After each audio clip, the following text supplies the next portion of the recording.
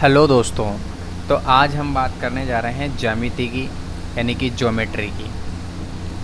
Geometry के बारे में आज हम पढ़ेंगे। ज़्यादा कोई ख़ास नहीं है। मैं आपके हेलो दोस्तों, तो आज हम बात करने जा रहे हैं ज्योमेट्री की, यानी कि ज्यामिति की। मैंने स्पेशली एनसीईआरटी को टारगेट किया है। एनसीईआरटी को टारगेट क्यों किया है? और एनसीईआरटी में मैंने लिया है क्लास 6 से 10 तक, क्योंकि जब भी हम वैकेंसी का नोटिफिकेशन आता है तो उसमें हम देखते हैं कि अप टू 10 तक, यानी कि 10th लेवल की उसमें बात की जाती है कि 10th लेवल की हम उसमें मैथ्स पूछेंगे, 10th लेवल की मैथ्स पूछेंगे। अब उस 10th लेवल में जाहिर सी बात है 6, 7, 8, 9, 10 तक की बात करता है। और हम ज्योग्राफी हुई या साइंस हुई, हिस्ट्री, पॉलिटी, इन सब के लिए एनसीईआरटी की बुक प्रेफर करते हैं और उस एनसीईआरटी की बुक को हम पढ़ भी लेते हैं काफ़ी अच्छी तरीके से, और उसमें से क्वेश्चन हमारे अच्छे आसानी से बैठ जाते हैं, क्योंकि वो लेवल वही रहता है 10th का, और 10th की जो एनसीईआरटी है उससे ही क्वेश्चन आते हैं और उसमें से बैठ भी जाते हैं। जब हम बात करते हैं मैथ्स की, मैथ्स के जब भी हम बात करते हैं तो हम उसमें एनसीईआरटी नहीं पढ़ते। फिर मैथ्स की एनसीईआरटी की बुक क्यों नहीं पढ़ते? वाई? क्योंकि मैथ्स की एनसीईआरटी की बुक को पढ़ना थोड़ा डिफ़िकल्ट हो सकता है, और ऐसा सब लोग नहीं कर पाते, एक काफ़ी टाइम टेकिंग हो जाता है। तो मैंने शुरुआत की है एनसीईआरटी के मैथ्स की।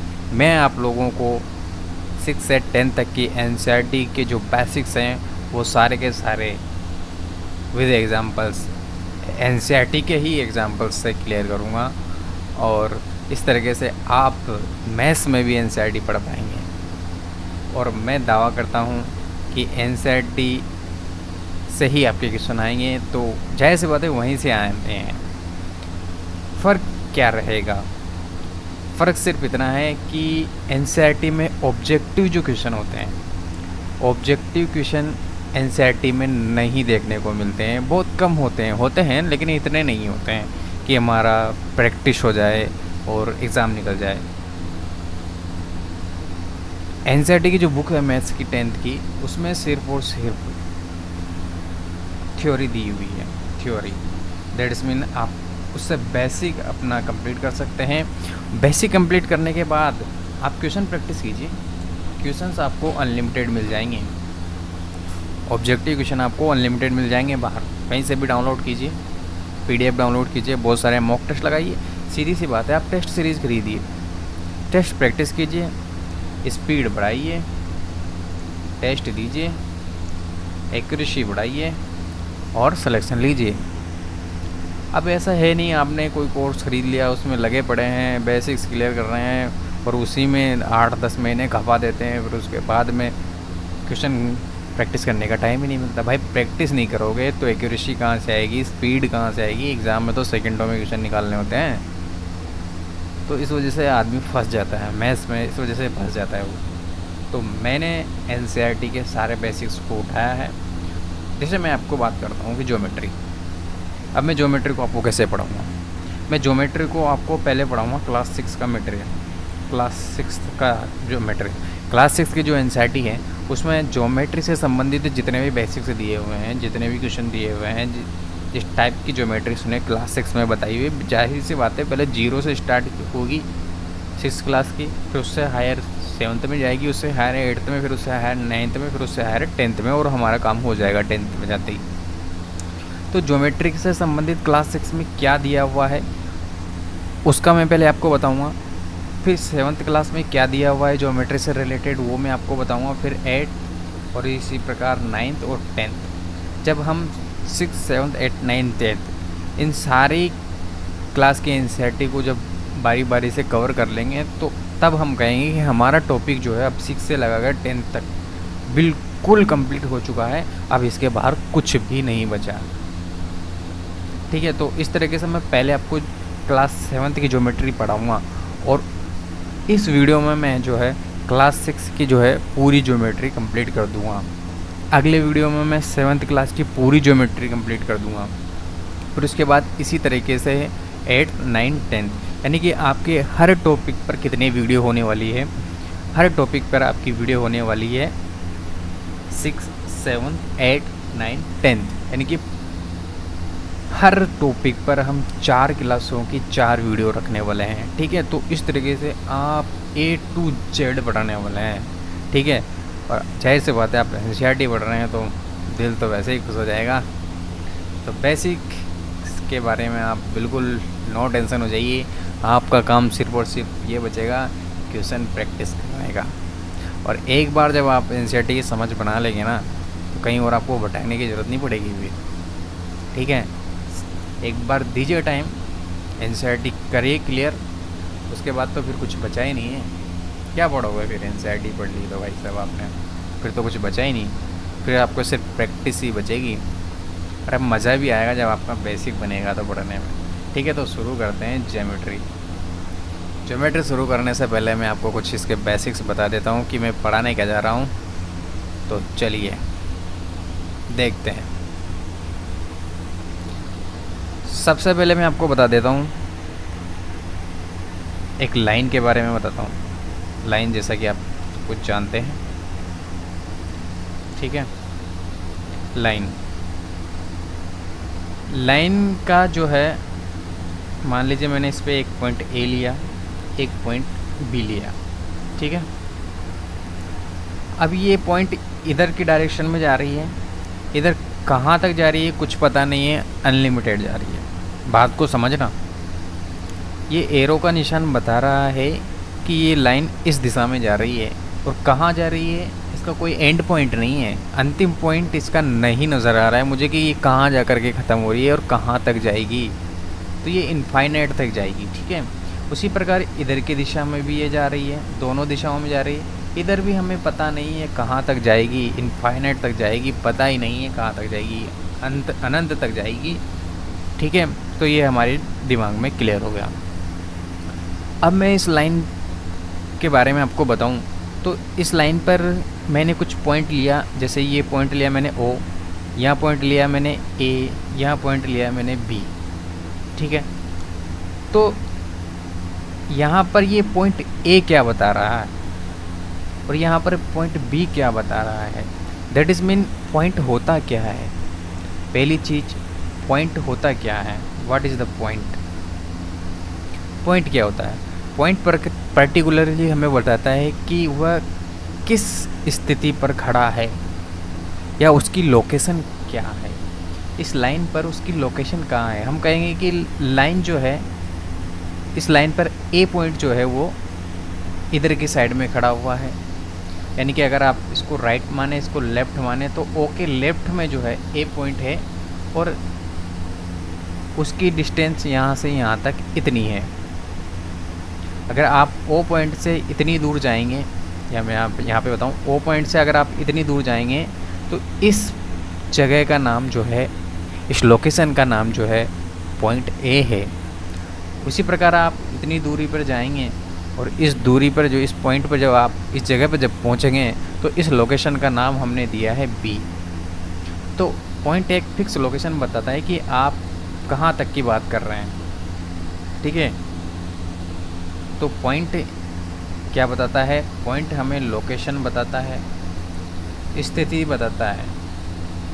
इस बात को याद रखिए कि पॉइंट जो है हमारा, बिंदु जो है वो एक स्थिति को बताता है, एक लोकेशन को बताता है फिक्स। ठीक है, आगे बात करता हूँ मैं कि ये जो लाइन है, एक मिनट, चलो अपन लाइन ले ही लेते हैं, यहाँ पे लाइन मिल जाएगी। ये लीजिए लाइन। ठीक, ओके, ये मैंने लाइन ड्रॉ की। फिर से मैंने इस पे एक पॉइंट A लिया, बिंदु A, बिंदु B लिया। ठीक है, अब मैं क्या बोल रहा हूँ, अब ध्यान से देखिए। बिंदु A और बिंदु B ये हमें पता है। ठीक है, तो बिंदु A और बिंदु B के बीच मिलाने वाले इस सेगमेंट को, इस खंड को बिंदु ए से बिंदु बी जिनके बारे में हमें पता है, तो इस खंड को क्या बोलेंगे? ये जो हमने खंड लिया है ए, इस लाइन का ए से बी तक का, इस खंड को क्या बोलेंगे? इस खंड को हम बोलते हैं रेखाखंड। रेखाखंड, इसे जब मैं लाइन बोल रहा हूँ बार बार, लाइन को बोलते हैं रेखा, और रेखा को क्या बोलते हैं? लाइन, और रेखाखंड को बोलते हैं लाइन सेगमेंट। लाइन सेगमेंट यानी कि रेखा का सेगमेंट, यानी कि रेखा का एक खंड ही क्या होता है? रेखाखंड होता है। लेकिन लाइन, और अगर मैं इनको दोनों को अलग खोल के लिखूं, इन दोनों को अगर मैं खोल दूं, तो आप देखिए कुछ इस प्रकार से, जैसा कि मैं बात करूं, मैंने बोला कि ये ए बी को 2 पॉइंट हैं और ये लाइन है, ये इनफाइनाइट तक जा रही है, ठीक है, तभी उसे हम लाइन बोलते हैं, क्योंकि लाइन का कोई एंड पॉइंट नहीं होता कि वो कहाँ तक जाएगी हमें कुछ पता नहीं है, वो इनफाइनाइट तक जा रही है, इसका एंड पॉइंट हमें नोन नहीं है। यानी कि लाइन की जब मैं बात करता हूँ लाइन की, तो इसका एंड पॉइंट जो होता है, एंड पॉइंट, ये हमें नोन नहीं होता, इसके बारे में हम नहीं जानते, अननोन होता है, ये नहीं जानते, अननोन होता है, तभी तो हम इसे अन्य भाषा में कहें तो ये इनफाइनाइट होता है, पता नहीं है, इनफाइनाइट का, अनंत का हमें कुछ पता नहीं। उसी प्रकार ये तो होगी लाइन की बात, यानी कि रेखा की बात। और दूसरी बात मैंने अभी की, पॉइंट ए से पॉइंट बी तक की दूरी, इसे हमने बोला रेखाखंड। क्या बोला इसे हमने? लाइन सेगमेंट, यानी रेखाखंड। मैंने यहाँ पे आपको बात की रेखाखंड, ये रेखाखंड है, और रेखाखंड के कुछ पॉइंट हैं, ये इस पॉइंट ए और बी के बीच की ही दूरी की हम बात कर रहे हैं, इन दोनों बीच की ही इस रेखा की हम बात कर रहे हैं, ए और बी के बीच की दूरी की बात कर रहे हैं, इस पर्टिकुलर खंड की हम बात कर रहे हैं, ए और बी।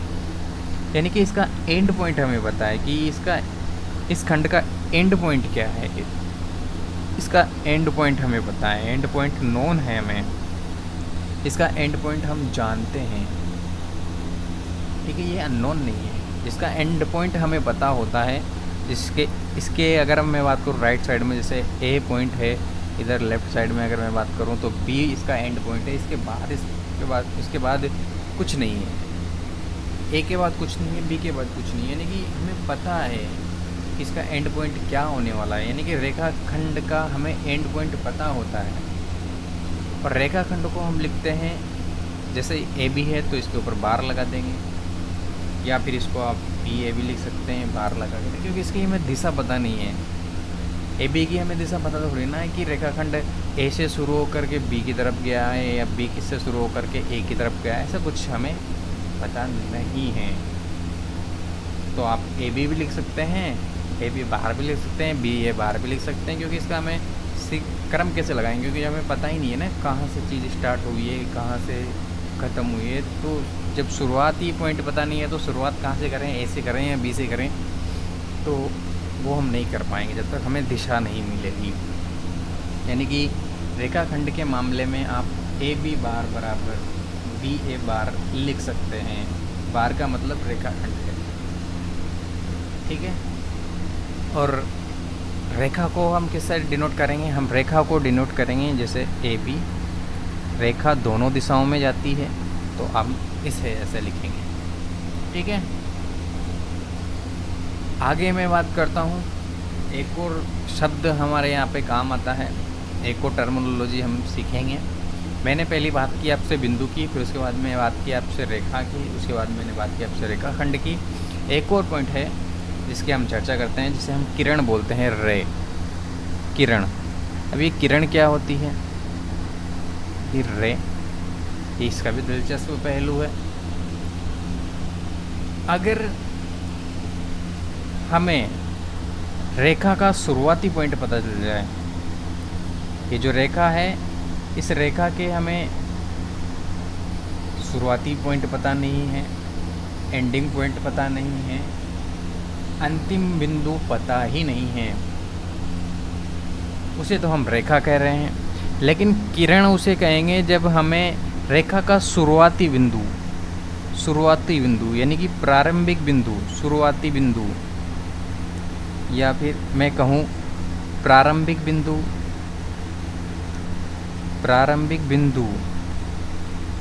या जिसे हम बोलें इनिशियल पॉइंट हमें पता चल जाए।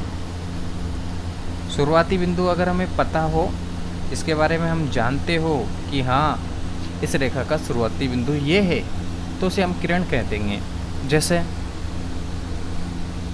अगर मैं बात करूं किरण के बारे में, जैसे मान लीजिए एक पॉइंट ए है, यहाँ से मैंने ऐसे ड्रॉ किया, ठीक है, ये कोई बी पॉइंट से होकर के गई, ठीक है, लेकिन कहाँ जाएगी इसका अंतिम बिंदु हमें पता नहीं है, पता नहीं कहाँ जाएगी, हमें नहीं पता। लेकिन ये पता है कि हमें ये यहाँ से शुरू हुई है, ए पॉइंट से, तो इसे हम किरण बोलेंगे। जिसका हमें शुरुआती यानी कि प्रारंभिक बिंदु हमें पता हो, लेकिन अंतिम बिंदु क्या हो हमें नहीं पता, तो उसे हम किरण कहेंगे।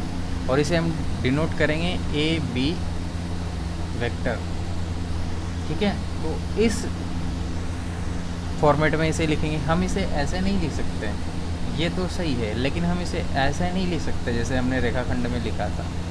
ये ऐसा नहीं होगा, ये गलत हो जाएगा। कैसे गलत होगा? क्योंकि इसमें हमें पता है कि जो किरण है वो इस दिशा में जा रही है, इसकी दिशा में पता है, ऐसे शुरू हुई है और इधर बी से होते हुए इधर जा रही है, ना कि, और इसका मतलब तो यही हुआ है कि जैसे मैंने इसको लिखा ए बी वेक्टर, यानी कि ए से जा रही है किरण बी की ओर, और अगर हम इसको ऐसे लिख देते हैं ऐसे, इसका मतलब है बी पॉइंट से शुरू हुई है और ए की तरफ जा रही है। तो यहाँ तो हमने कहा कि नहीं, ये तो ए से शुरू हुई है। हम ऐसा कब लिख सकते हैं? हम ऐसा तब लिख सकते हैं जब किरण बी पॉइंट से शुरू हुई हो और ए पॉइंट से होकर के जा रही हो, तब ये वाला सही है, फिर ये वाला गलत हो जाएगा। समझ में आई बात? जैसे अगर मैं आपसे पूछूं कि इस किरण का नाम बताइए, तो आप इस किरण का नाम क्या बताएंगे? कमेंट करके बताइए इस किरण का नाम क्या होगा। तो जाहिर सी बात है इस किरण का नाम हम रखेंगे पी क्यू वेक्टर। ओके, समझ में आई बात? तो मैंने अभी आपको क्या क्या चीज़ें बताई, मैं आपको फिर से बता देता हूँ। पहली चीज़ हमने डिस्कस की बिंदु, कि बिंदु क्या होता है, पॉइंट क्या होता है। उसके बाद मैंने आपको बात की रेखा क्या होती है। उसके बाद मैंने आपको बात की रेखाखंड क्या होता है। उसके बाद मैंने आपको बात करी किरण क्या होती है, ठीक है। तो इन सबको मैं थोड़ा आपको इमेज फॉर्म में बता देता हूँ अच्छे से। तो चलिए देखते हैं इन सब की पिक्टोग्राफी।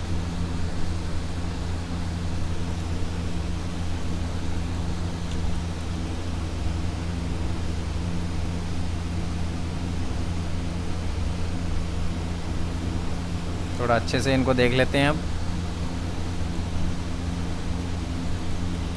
ये देखिए पॉइंट, जैसा कि मैंने बोला पॉइंट एक स्थिति को दर्शाता है, लोकेशन को दर्शाता है, लोकेशन को ये दर्शाता है। खुल जाए सिमसिम। पॉइंट एक स्थिति को दर्शाता है, ठीक है। अगर एनसीईआरटी एग्जाम्पल इसकी मैं बात करूं तो प्रकार की नोक जो होती है, एक सिरा जो होता है वो एक पॉइंट की तरह होता है बिल्कुल। और पॉइंट की ना तो कोई स्थिति होती है, सॉरी मतलब स्थिति तो होती है लेकिन उसकी कोई विमा नहीं होती है। मतलब कहने का मतलब उसकी ऊंचाई, लंबाई, चौड़ाई, हाइट कुछ नहीं होती है, ठीक है। एक पॉइंट होता है ये। पॉइंट जैसे प्रकार का एक नुकीला सिरा हो गया, पेंसिल का जैसे ये वाला नुकीला सिरा हो गया, एक पॉइंट की तरह होता है। वैसे सुई का एक नुकीला सिरा हो गया, एक पॉइंट की तरह। ये कुछ पॉइंट के एग्जाम्पल्स हैं जो कि एनसीईआरटी में दिए हुए हैं, ठीक है। आगे बात करते हैं। पॉइंट क्लियर हुआ आपको, जैसा कि मैंने पहले भी आपको समझाया। ओके, नेक्स्ट आगे चलते हैं।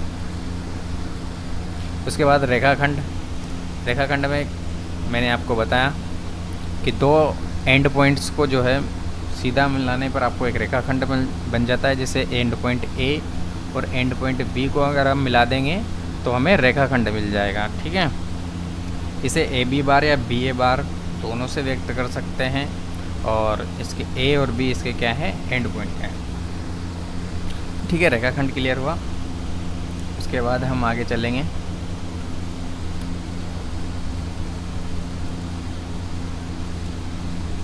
हाँ, यहाँ पर ये जेड में एक प्यारा सा एग्जांपल दिया हुआ है, हमसे पूछा गया है ये, तो मैंने यहाँ पे उठा लिया उसको। चलिए बताइए, रेखाखंडों के नाम बताइए, और ये भी बताइए क्या इन रेखाखंडों का एंडिंग पॉइंट क्या ए है या नहीं है। ठीक है, तो पहली बात तो रेखाखंडों के नाम बताओ। तो इसमें दो रेखाखंड हमें देखने को मिल रहे हैं, ए बी रेखाखंड देखने को मिल रहा है और ए सी रेखाखंड हमें देखने को मिल रहा है। और हम जानते हैं ए बी रेखाखंड का एक एंड पॉइंट ये वाला ए बी ए है, और ए सी रेखाखंड का एक एंड पॉइंट भी ए है, यानी कि ए जो है प्रत्येक रेखाखंड का एक एंड पॉइंट है। ठीक है, और रेखाखंडों के नाम ये रहे। अच्छा क्वेश्चन है, आई होप आपको नॉलेज मिली होगी इससे। चलिए थोड़ा आगे बढ़ते हैं, रेखा के बारे में जान लीजिए। रेखा रेखा कुछ नहीं होती, जैसे मैं बात करूं, एक पॉइंट ए है, एक पॉइंट बी है, पॉइंट ए और पॉइंट बी को मैं मिला दूं तो क्या बन जाएगा, रेखाखंड में बन जाएगा। ठीक है, और इस रेखाखंड को अगर ए की ओर में इनफाइनाइट तक या अनंत दिशा तक मैं बढ़ा दूं तो वो क्या बनेगा, बताओ क्या बन जाएगा। चलो, ऐसे आपको समझ में आएगा, ऐसे आपको समझ में आएगा शायद जल्दी। बताओ, अब कुछ हिंट लगा, क्या बन जाएगा, किरण बन जाएगी। इसे हम किरण कह देते हैं क्योंकि ये बी से शुरू हो रही है और ए की ओर पता नहीं कहाँ तक जा रही है, कोई पता नहीं है, तो इसे हम किरण कह देंगे। ओके, तो यहाँ पर आप देख रहे हैं कि कितने एग्जाम्पल हमने उठा लिए। पहले हमने बात की ए बी, ये भाई साहब लाइन सेगमेंट यानी कि रेखाखंड था, फिर हमने इसको ए की तरफ बढ़ाया तो ये किरण बन गया। ठीक है, अब हम इसे बी की तरफ भी बढ़ा देते हैं, हमने कहा कि भाई इधर इसको इधर भी बढ़ा देते हैं, तो इसको इधर भी बढ़ा दिया। अब बताओ ये क्या बन गई, अब ये रेखा बन गई। यहाँ पर एक किरण बन गई थी, यहाँ पर ये रेखाखंड था, यानी कि रेखाखंड को अगर ए की तरफ हमने बढ़ाया तो किरण बन गई, रेखाखंड को हमने बी की तरफ भी बढ़ा दिया तो वो रेखा बन गई।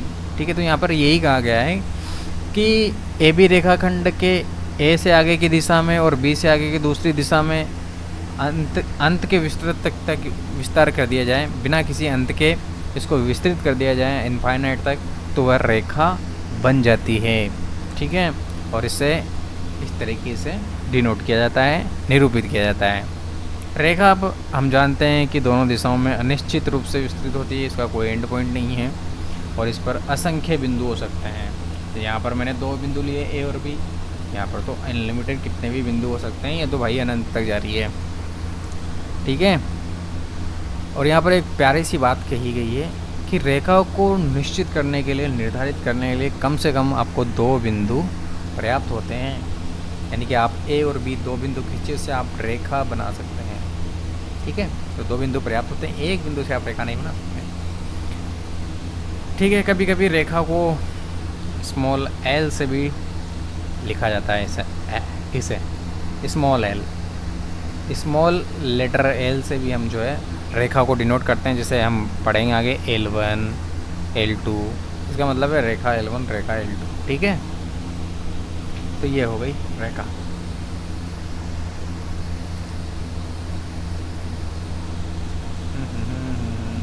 ये डबल बार हो रहा है आपके, पहले ये मैं समझा चुका हूँ सब कुछ। ओके, नेक्स्ट आगे चलते हैं। ओहो, इंटरसेक्टिंग लाइन, प्रतिच्छेदी रेखा, ये मैं बताना भूल गया, चलो यहीं क्लियर कर लेते हैं। प्रतिच्छेदी रेखा, अरे कुछ नहीं है, सीधा सा है। मान लीजिए एक रेखा L1 है, ये L1, और दूसरी रेखा L2, ठीक है, ये एक दूसरे को काट दें, एक दूसरे को काट दें तो हम कहेंगे कि ये प्रतिच्छेदी रेखा है। और एक दूसरे को काटेगी तो किसी न किसी पॉइंट पे काटेगी। मान लीजिए ये पॉइंट ओ है, यहाँ पर काटी तो जाहिर सी बात है ये ओ पॉइंट L1 का भी पॉइंट है। आप देख रहे होंगे ये ओ पॉइंट L1 का भी पॉइंट है और ये ओ पॉइंट L2 का भी पॉइंट है, यानी कि दोनों में कॉमन है। अगर आप किसी रेखा को L1 को L2 से कटवाएंगे तो कहीं ना कहीं एक कॉमन पॉइंट आएगा जो दोनों में कॉमन रहेगा। एक ऐसा पॉइंट होगा दोनों रेखाओं पर जो एक कॉमन रहेगा, दोनों में रहेगा वो। तो ऐसी रेखाएं, दो रेखाएं जिनका एक उभयनिष्ठ बिंदु हो तो उसे हम प्रतिच्छेदी रेखाएं कहते हैं। सामान्य भाषा में हम जानते हैं कि दो रेखाएं एक दूसरे को काट रही है तो प्रतिच्छेद कर रही है, मतलब काटना मतलब प्रतिच्छेद करना, इंटरसेक्ट करना, काटना, बात एक है, तो उसे हम प्रतिच्छेदी रेखाएं कहते हैं। लेकिन अगर इसका मैथ्स में क्या मतलब है, एक दूसरे को काटने का मतलब है कि उन दोनों में जहाँ वो काटेगी वो पॉइंट वो दोनों का कॉमन है। सामान्य भाषा में तो हम समझ लेते हैं कि प्रतिच्छेदी रेखाएं मतलब एक दूसरे को काटने वाली रेखा है, लेकिन इसका मैथमेटिकली मीनिंग क्या निकल रहा है? मैथमेटिकली मीनिंग ये निकल रहा है कि भाई इन दोनों ने जहाँ पर काटा है, जैसे मैं कहूँ बात यहाँ पर ओ पर काटा है तो ये ओ पॉइंट जो है वो L1 में भी है और L2 में भी है। ये इसका मतलब है इंटरसेक्टिंग लाइन का, प्रतिच्छेदी रेखाओं का। ठीक है, तो प्रतिच्छेदी रेखाओं में एक ऐसा पॉइंट होता है जो दोनों रेखाओं के पास होता है।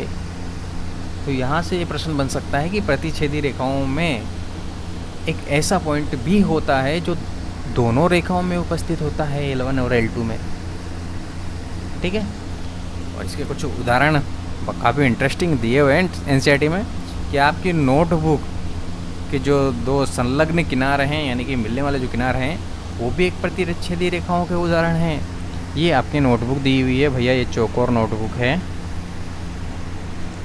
लेकिन अगर आप इसको बढ़ाएंगे तो कहीं ना कहीं आपको दिखेगा कि ये यहाँ पर इंटरसेक्ट कर रही है, यहाँ पर मिल रही है, प्रतिच्छेद कर रही है। ठीक है, तो ये भी एक प्रतिच्छेदी रेखाओं का उदाहरण हो गया। अंग्रेजी वर्णमाला का X तो सबसे शानदार उदाहरण है।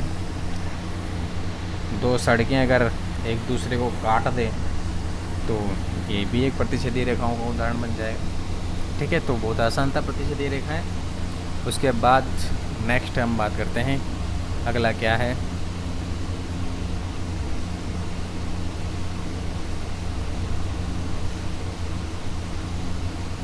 कुछ दिक्कत आए तो आप कमेंट करके बता सकते हैं, तभी मुझे पता चल जाएगा। अच्छा, समांतर रेखाएं। समांतर रेखाएं बहुत इंटरेस्टिंग टॉपिक है भाई, लिखा तो कुछ नहीं है लेकिन है बहुत शानदार चीज़ें हैं। समांतर रेखाएं, पैरेलल लाइन। पहली बात तो इसका कंसेप्ट बहुत काम आता है भाई। समांतर रेखाएं, ये मान लीजिए ये एक रेखा L1 है और एक रेखा L2 है। ठीक है, L2 है। अब ये दोनों रेखाएं समांतर कब होगी? ये दोनों रेखाएं जब समांतर होगी यदि इन दोनों की बीच की जो दूरी है वह हमेशा अनंत काल तक, अनंत दूरी तक, जब तक ये अस्तित्व में है, दोनों के बीच की दूरी हमेशा बराबर रहेगी। मान लीजिए ये D1 है, यहाँ से यहाँ तक की दूरी, यहाँ से यहाँ तक की दूरी D2 है, यहाँ से यहाँ तक की दूरी D3 है, और ये रेखाएं मान लीजिए पता नहीं कहाँ तक, अनंत काल तक जा रही है।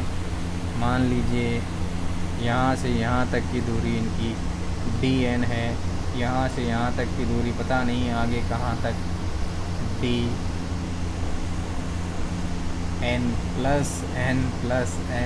है। ठीक है, ऐसे कहीं कहाँ तक भी हो, ये सारी की सारी दूरियां जो है वो बराबर होगी, यानी कि D1 बराबर D2 बराबर ... DN। हमेशा इन दोनों के बीच की दूरी बराबर रहेगी, तभी हम इन्हें समांतर रेखाएं कहेंगे, और इन्हें हम L1 समांतर L2 ऐसे लिखते हैं। ठीक है, अगर ये कोई पॉइंट दिए हुए हों, जैसे मान लो ये AB कोई रेखा है, CD कोई रेखा है, ठीक है, और इन दोनों के बीच की दूरी हमेशा समान रहने वाली है, इनमें कोई अंतर नहीं आने वाला है, तो हम इन्हें कहेंगे समांतर रेखाएं A B parallel C D.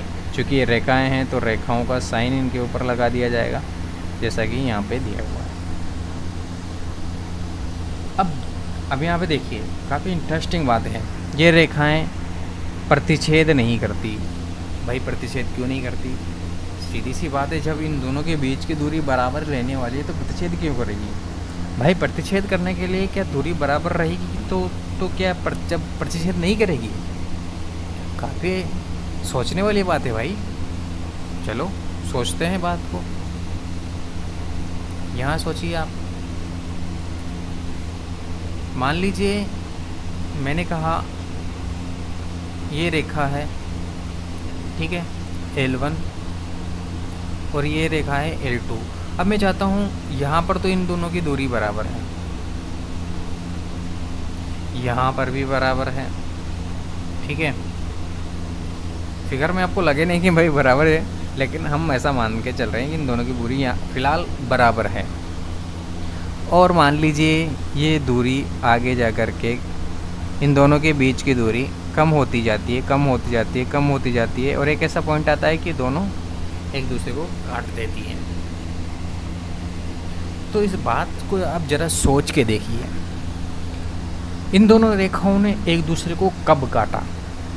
क्या स्थिति चाहिए काटने के लिए, यानी कि प्रतिच्छेद करने के लिए क्या स्थिति चाहिए? स्थिति ये चाहिए कि ये दोनों रेखाएं तब प्रतिच्छेद करेगी जब इन दोनों के बीच की दूरी कम हो जाए। देखो यहाँ पर कम है, और बिल्कुल यहाँ इसके पास यहाँ आ जाइए आप, यहाँ और कम हो गई, और यहाँ आइए आप, दूरी बची ही नहीं, दूरी जीरो हो गई इन दोनों के बीच की। दोनों के बीच की दूरी तो जीरो हो चुकी है, यानी कि काटने के लिए ये आवश्यक है कि उन दोनों के बीच की दूरी कम हो जाए।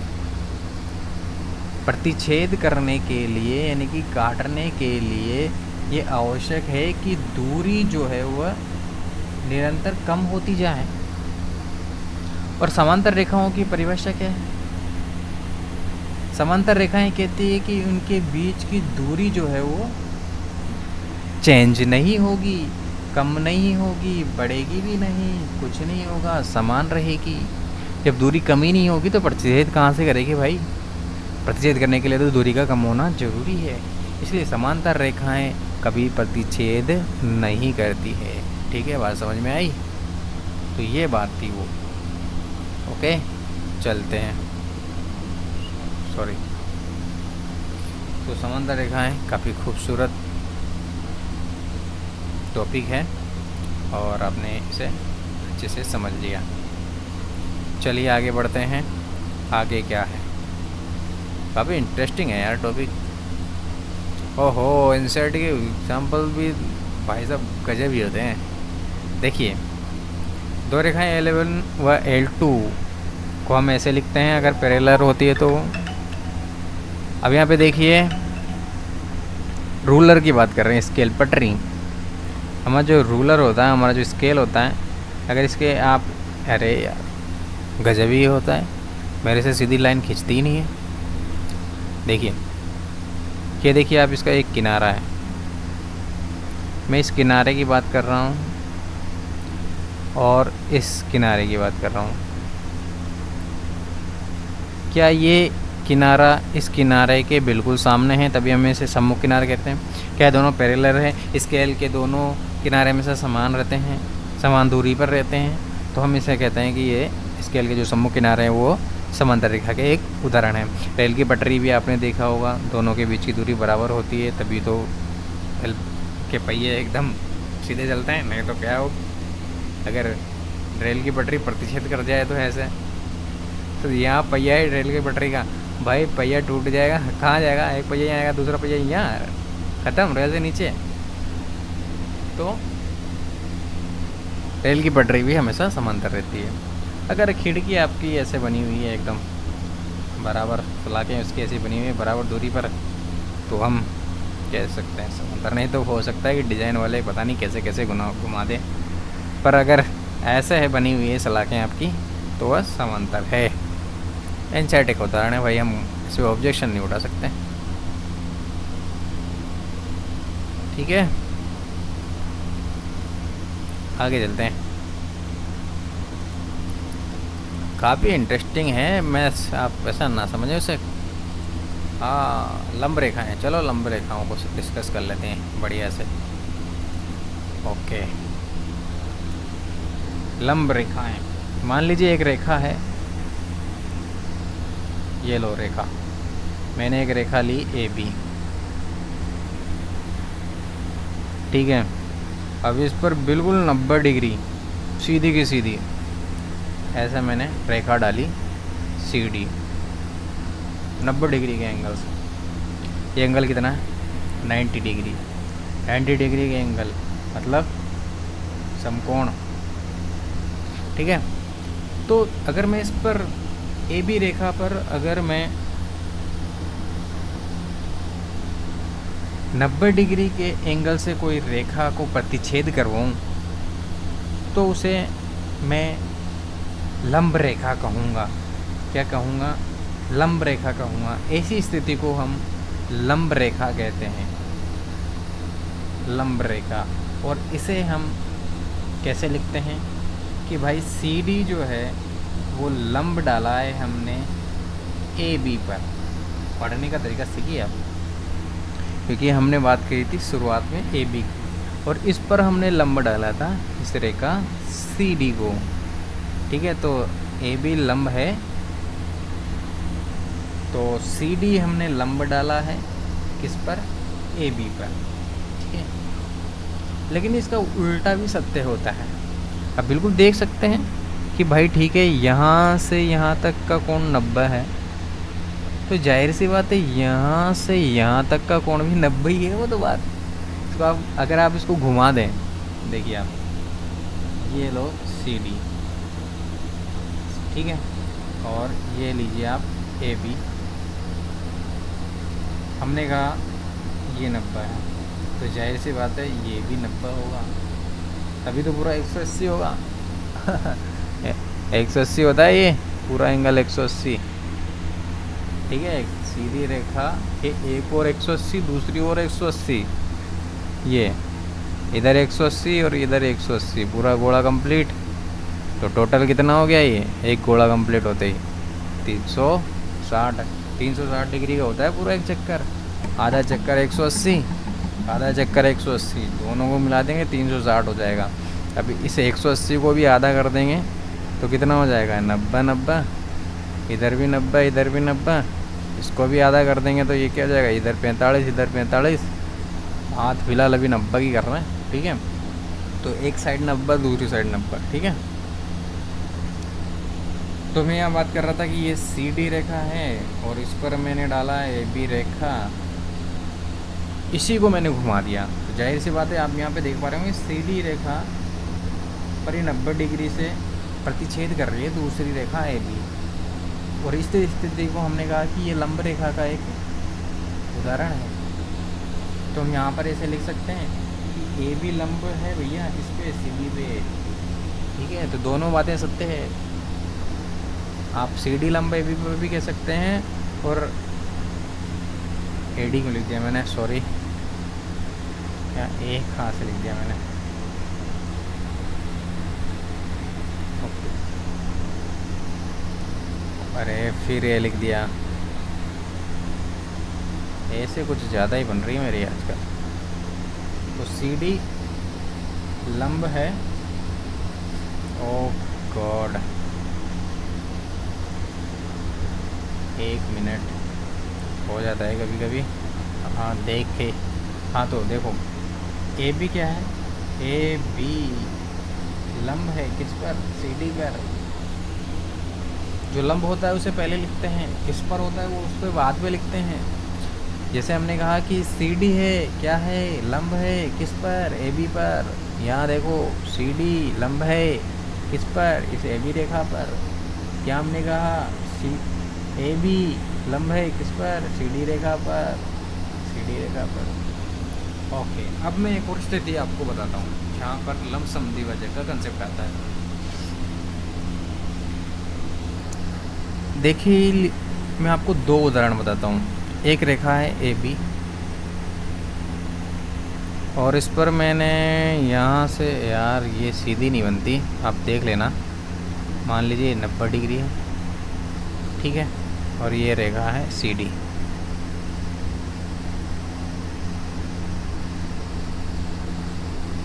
ठीक है, क्या अगर ए बी रेखा पर मैं 90 डिग्री से किसी रेखा को प्रतिच्छेद करवा देता हूँ तो इस स्थिति को हम, उस रेखा को हम लंब रेखा कहते हैं। ठीक है, इसे हम लंब रेखा कहेंगे। लंब रेखा, जो रेखा 90 डिग्री पर काटती है उसे हम लंब रेखा कहते हैं।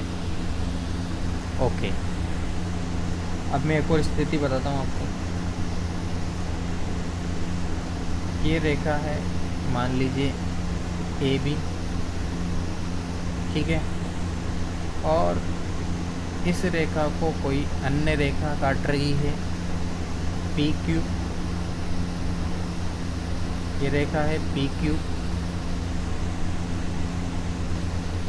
इस रेखा में और इस रेखा में ये भी 90 डिग्री पर काट रही है, और ये जो पॉइंट है, जिस पॉइंट की मैं बात कर रहा हूँ, पॉइंट ओ, और इसका भी पॉइंट ओ। चलो इसको मैं ओ डैश कर देता हूँ, दोनों अलग अलग नज़र आ जाएंगे। ठीक है, अगर मैं बात करूँ इन दोनों एग्जाम्पल्स में, यहाँ पर ओ डैश जो है वो इस ए बी रेखा को बराबर भागों में विभाजित कर रहा है।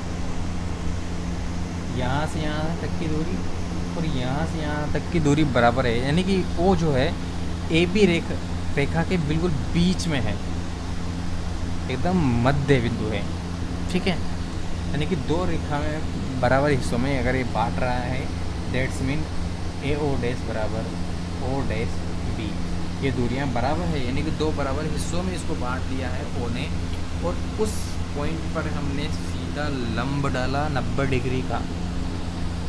ठीक है, यानी कि कोई एक ऐसा लंब रेखा जो ऐसी लंब रेखा है, मतलब 90 डिग्री से वह रेखा प्रतिच्छेद करने वाली है। लेकिन कहाँ प्रतिच्छेद करने वाली है? ऐसे बिंदु पर प्रतिच्छेद करने वाली है जहाँ वह बिंदु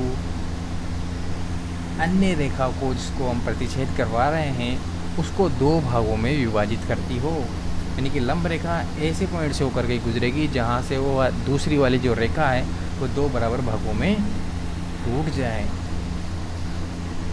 बात कर रहा हूँ कि पी क्यू रेखा ए बी रेखा को वहाँ से गुजरे जहाँ से ए बी रेखा दो बराबर भागों में फट जाए, तो ऐसी रेखा को हम बोलते हैं लंब समद्विभाजक। लंब समद्विभाजक रेखा क्या बोलेंगे? लंब समद्विभाजक बोलेंगे। ठीक है, तो किसी रेखा का पूछ लिया जाए कि लंब समद्विभाजक क्या होता है? लंब मतलब 90 डिग्री है, समद्विभाजक का मतलब है दो समान भागों में विभाजित कर देना। नाम से पता चल रहा है, लंब का मतलब तो आप समझ ही गए 90 डिग्री। 90 डिग्री से प्रतिच्छेद करने वाली है वो रेखा, और समद्विभाजक का मतलब है दो भागों में विभाजित कर देना। समान, सम मतलब समान, विभाजक दो भागों में विभाजित कर देना, समान समान। ठीक है, तो लंब समद्विभाजक ये है, और लंब रेखा ये यहाँ पर आप देख रहे हैं ए ओ बराबर ओ बी है। क्या जरूरी नहीं है बराबर हो भाई, ये दूरी कम भी हो सकती है, ये दूरी ज़्यादा भी हो सकती है, हमें फ़र्क नहीं पड़ता लंब रेखा में। लंब रेखा का सीधा सा कंसेप्ट है कि वह 90 डिग्री से काटेगी, बस कहाँ से काटेगी ये फिक्स नहीं है, कहीं से भी काट सकती है, तो वह लंब रेखा कहलाएगी। लेकिन लंब समद्विभाजक में बिल्कुल बीच से ही काटना पड़ेगा, तभी आप लंब समद्विभाजक होगा, क्योंकि बराबर भागों में समविभाजित होना अनिवार्य है। ठीक है, तो ये था लंब समद्विभाजक का कंसेप्ट। आगे देखते हैं हमारी पिक्टोग्राफी में क्या लिखा हुआ है। लंब रेखाएं, दो रेखाएं परस्पर प्रतिच्छेद करती है। 1 मिनट। अच्छा, किरण का एग्जाम्पल कोई नहीं, प्रकाश, एक लाइट हाउस से निकलती हुई लाइट और से निकली हुई प्रकाश की किरणें, सूर्य से आने वाली किरणें, सब जानते हैं। ये बताना शायद मैं भूल गया था। अच्छा, लंब रेखाएं पहले आ गया था, उसके बाद किरण है इसमें टॉपिक। Okay okay. लंब रेखाएं, दो रेखाएं, अगर दो रेखाएं परस्पर प्रतिच्छेद करें और उनके बीच का एक कोण समकोण हो तो रेखाएं लंब रेखाएं कहलाती हैं। तो रेखाएं एक दूसरे पर लंब रेखाएं कहलाती है। मैंने कहा एक दूसरे पर कहलाती है। ए बी लंब सी डी का हो या सी डी लंब ए बी का हो, बात एक ही है क्योंकि वो दोनों पर लंब है। दो प्रतिच्छेदीय रेखाएं परस्पर लंब कहलाती है यदि उनके बीच का कोण 90 डिग्री या परस्पर लंब कहलाती है, एक दूसरे पर लंब होती है। इसका मतलब यही है, इसका मतलब ये है कि कोई रेखा ए बी, कोई रेखा सी डी, ये मान लीजिए सी डी, ये मान लीजिए ए बी, कि भाई ये मैं बात करूँ कि सी डी वाली जो रेखा है, ये सी डी वाली जो रेखा है वह ए बी रेखा पर लंब है, इस ए बी रेखा पर लंब है सी डी वाली रेखा। लेकिन मैंने ये भी कहा था अगर आप इसको घुमा के देखें तो ये ए बी रेखा सी डी रेखा पर भी लंब है, यानी कि एक दूसरे पर लंब है, परस्पर लंब है। ठीक है, तो दो रेखाएं अगर परस्पर लंब कहलाती है यदि उनके बीच का जो एंगल है वो 90 डिग्री हो। ठीक है, 90 डिग्री है अगर दो रेखाओं के बीच का कोण, तो उन्हें हम लंब रेखाएं कहेंगे। सीधी सी बात ये है। ठीक है, और इसे डिनोट कैसे किया जाता है, ए बी लंब सी डी, ऐसे ए बी लंब है, परपेंडिकुलर है सी डी। ठीक है, तो लंब समद्विभाजक का मैंने आपको कॉन्सेप्ट बताया ही सही। अगर कोई रेखाखंड को या किसी रेखा को लंब तब होता है जब उसे दो बराबर भागों में विभाजित कर देती है। ठीक है, अगर कोई लंब किसी रेखाखंड को दो बराबर भागों में विभाजित कर दे तो उसे हम लंब समद्विभाजक कहेंगे। ठीक है, और ये बात क्लियर। अब यहाँ पर मैंने आपको किरण के बारे में शुरू में भी बता दिया था और उसके उदाहरण जो है अभी हमें देखने को मिल रहे हैं। तो देख लीजिए क्या उदाहरण दिए हुए हैं एनसीईआरटी में किरण के। ये रही किरण, शायद मैंने इसके बारे में ये थोड़ा बाद में आई है। इसका शुरुआती पॉइंट, प्रारंभिक बिंदु हमें पता होता है, अंतिम बिंदु लास्ट का पॉइंट हमें नहीं पता होता है। इसका प्रारंभिक बिंदु ए है जैसा कि मैंने बताया, पी किरण पर एक अन्य बिंदु है। ठीक है, इसे ऐसे व्यक्त किया जाता है ए पी वेक्टर। ठीक है, बिना अंत के विस्तृत होती है।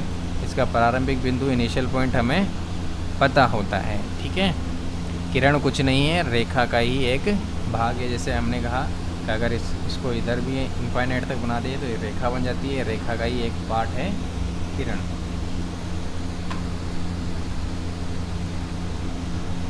ओके, आगे चलें, उदाहरण देख लेते हैं किरण के।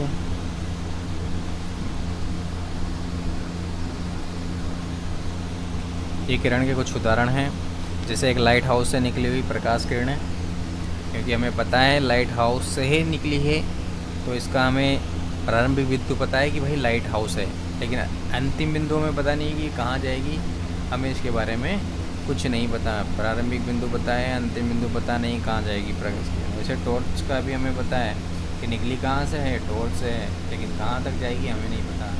सूर्य की किरणों का भी हमें पता है कि भाई सूर्य से निकली है, लेकिन कहाँ जाएगी पता नहीं। तो ये सब किरण के उदाहरण हैं। सारे उदाहरण एनसीईआरटी से हैं इसलिए महत्वपूर्ण हो जाते हैं।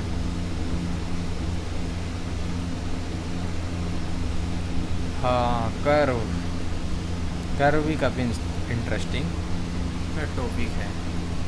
कर्व को देखिए भाई,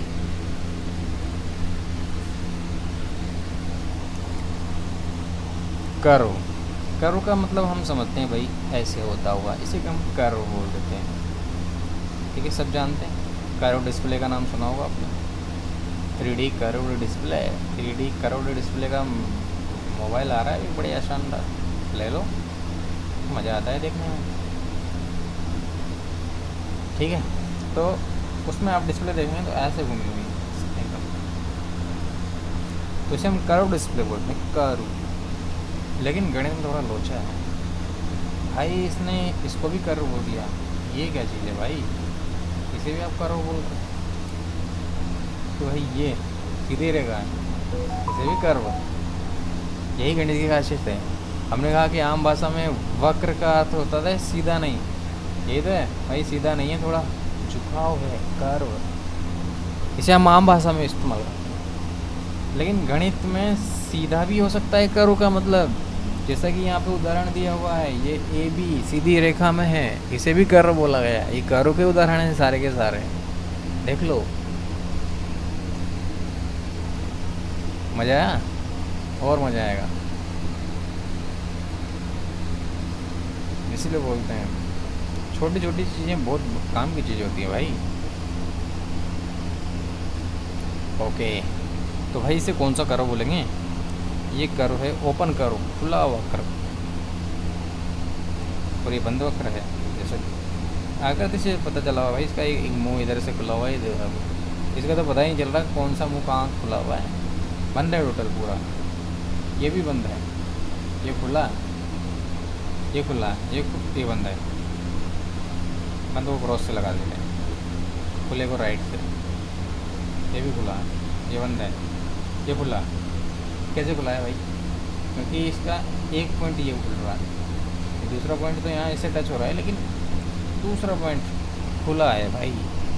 बंद उसे कहते हैं जो दोनों पॉइंट आकर के मिल जाए आपस में, तो उसे हम बंद रेखा कहेंगे। अगर एक पॉइंट खुला है तो खुले में जाएगा अभी, ठीक है। तो वक्र दो प्रकार के हो सकते हैं, एक तो खुला वक्र, दूसरा बंद वक्र। खुला वक्र हुआ है जिसके दोनों सिरे खुले हुए होते हैं, बंद वक्र होता है जिसके दोनों सिरे बंद होते हैं, ठीक है। आगे बढ़ते हैं, आगे और क्या लिखा हुआ है वक्र के बारे में थोड़ा देख लेते हैं। एक बात है, एनसीईआरटी से पढ़ने में मज़ा आ जाता है, काफ़ी कमाल के एग्जाम्पल आते हैं।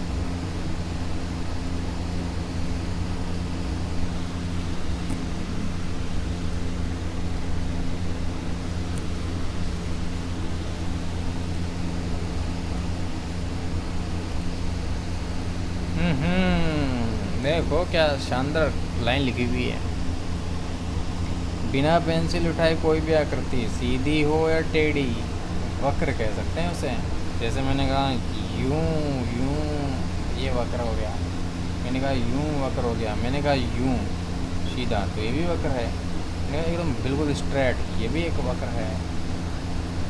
पेंसिल नहीं उठनी चाहिए, अगर मैंने ये उठाकर यहाँ कर दिया तो ये अलग वक्र हो जाएगा, ये अलग वक्र हो जाएगा। बिना पेंसिल उठाए आप खूब घुमाइए, ये सब वक्र है, वक्र है।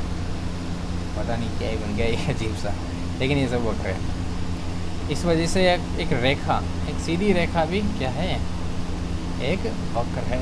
आपसे बोलते भाई सीधी रेखा क्या वक्र है? हाँ, गणितीय फॉर्म में तो ये वक्र है भैया। हम वक्र का मतलब सिर्फ ऐसे समझते हैं भाई, थोड़ा झुका हो, सीधा ना हो। तो भाई सीधा भी वक्र है गणित में, इस बात को ध्यान रखना। आगे बढ़ते हैं।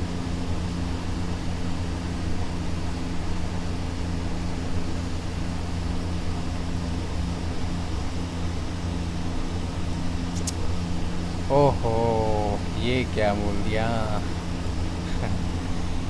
यदि कोई वक्र स्वयं को ना काटे तो उसे सरल वक्र कहते हैं। क्या बात है, मतलब ये ऐसे कोई वक्र जा रहा है तो ये सरल वक्र है। अगर कोई वक्र ऐसे घूम के आ रहा है तो भाई इसने यहाँ पर इसको काट दिया, तो ये सरल वक्र नहीं है, ये सरल वक्र है। एक दूसरे को नहीं काटेंगे तो सरल वक्र है, अगर काट दिया तो सरल वक्र नहीं कहलाएगा, ठीक है। मैंने खुला वक्र बताया, बंद वक्र बताया, ये बंद वक्र है, ये खुला वक्र है, ठीक है। जिसके सिरे मिले हुए हों वो बंद वक्र कहलाता है, अन्यथा वह खुला वक्र होगा। आसान है। चलिए, ऐसी ही आसान चीज़ें क्लास 6 में पढ़ रहे हैं भाई। अभी आसान लग रहा है, लेकिन कुछ पॉइंट होते हैं जो बहुत खतरनाक होते हैं, और ऐसे आसान लगेंगे आपको अगर सीक्वेंस में पढ़ोगे तो। चलिए, कुछ और इंटरेस्टिंग फैक्ट देखते हैं। बात करेंगे इंटीरियर, बाउंड्री और एक्सटीरियर की। तो जाहिर सी बात है, इस आकृति के अंदर के पॉइंट जो है वो इंटीरियर के लाएगा, यानी कि अभ्यंतर। बाउंड्री पे स्थित है तो बिल्कुल परिसीमा पर स्थित कहलाएगा, यानी कि वक्र की परिसीमा पर स्थित कहलाएगा। और बाहर स्थित है तो एक्सटीरियर यानी कि बहिर्भाग कहलाएगा। तो किसी भी बंद वक्र के जो है, ये बंद वक्र है, बंद वक्र, ये बंद वक्र है, ठीक है, खुला नहीं है कहीं से भी। तो इस बंद वक्र के 3 भाग बताए गए हैं। एक तो इसका अंदर का भाग है जिसे हम अभ्यंतर या इंटीरियर कहते हैं, एक इसका बाहर का भाग है जिसे हम एक्सटीरियर कहते हैं, और एक इसकी बाउंड्री है। ये देखो पूरी बाउंड्री है इसकी कहीं ना कहीं है, इसे हम परिसीमा कहते हैं। अब एक और इंटरेस्टिंग फैक्ट यहाँ पे आता है, अगर इस अभ्यंतर, इस पूरे रीजन को मिला दें और इस बाउंड्री को मिला दें तो ये इस वक्र का क्षेत्रफल कहलाएगा। ये इसका पूरा क्या जाएगा, क्षेत्र कहलाएगा, क्षेत्रफल कहलाएगा ये पूरा, हाँ ये पूरा इसका क्षेत्र कहलाएगा, ठीक है। तो क्षेत्र में क्या आता है, अभ्यंतर प्लस परिसीमा जो है मिल करके क्षेत्र का निर्माण करती है। उसमें बहिर्भाग शामिल नहीं होता। साधारण सी बात है भाई, नहीं समझे फिर से समझाते हैं, नहीं समझे तो आपसे बोला जाए कि भाई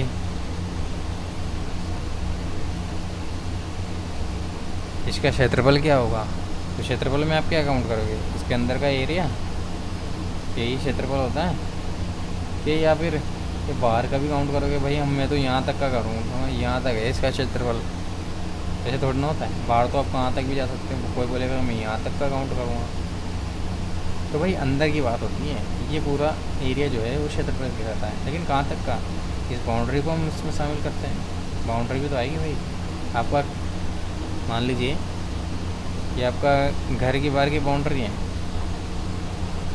ठीक है, आपने घर के बाहर एक बाउंड्री खींच रखी है, यहाँ पौधे लगा रखे हैं, तो क्या आपसे बोलेंगे ये आपकी बाउंड्री, आपका नहीं है भाई, बाउंड्री आपकी है, घर की बाउंड्री भी आपकी है, ठीक है, तो आपके क्षेत्र की है ना। तो क्षेत्र में बाउंड्री और आपका घर अंदर का दोनों चीज़ें आती हैं।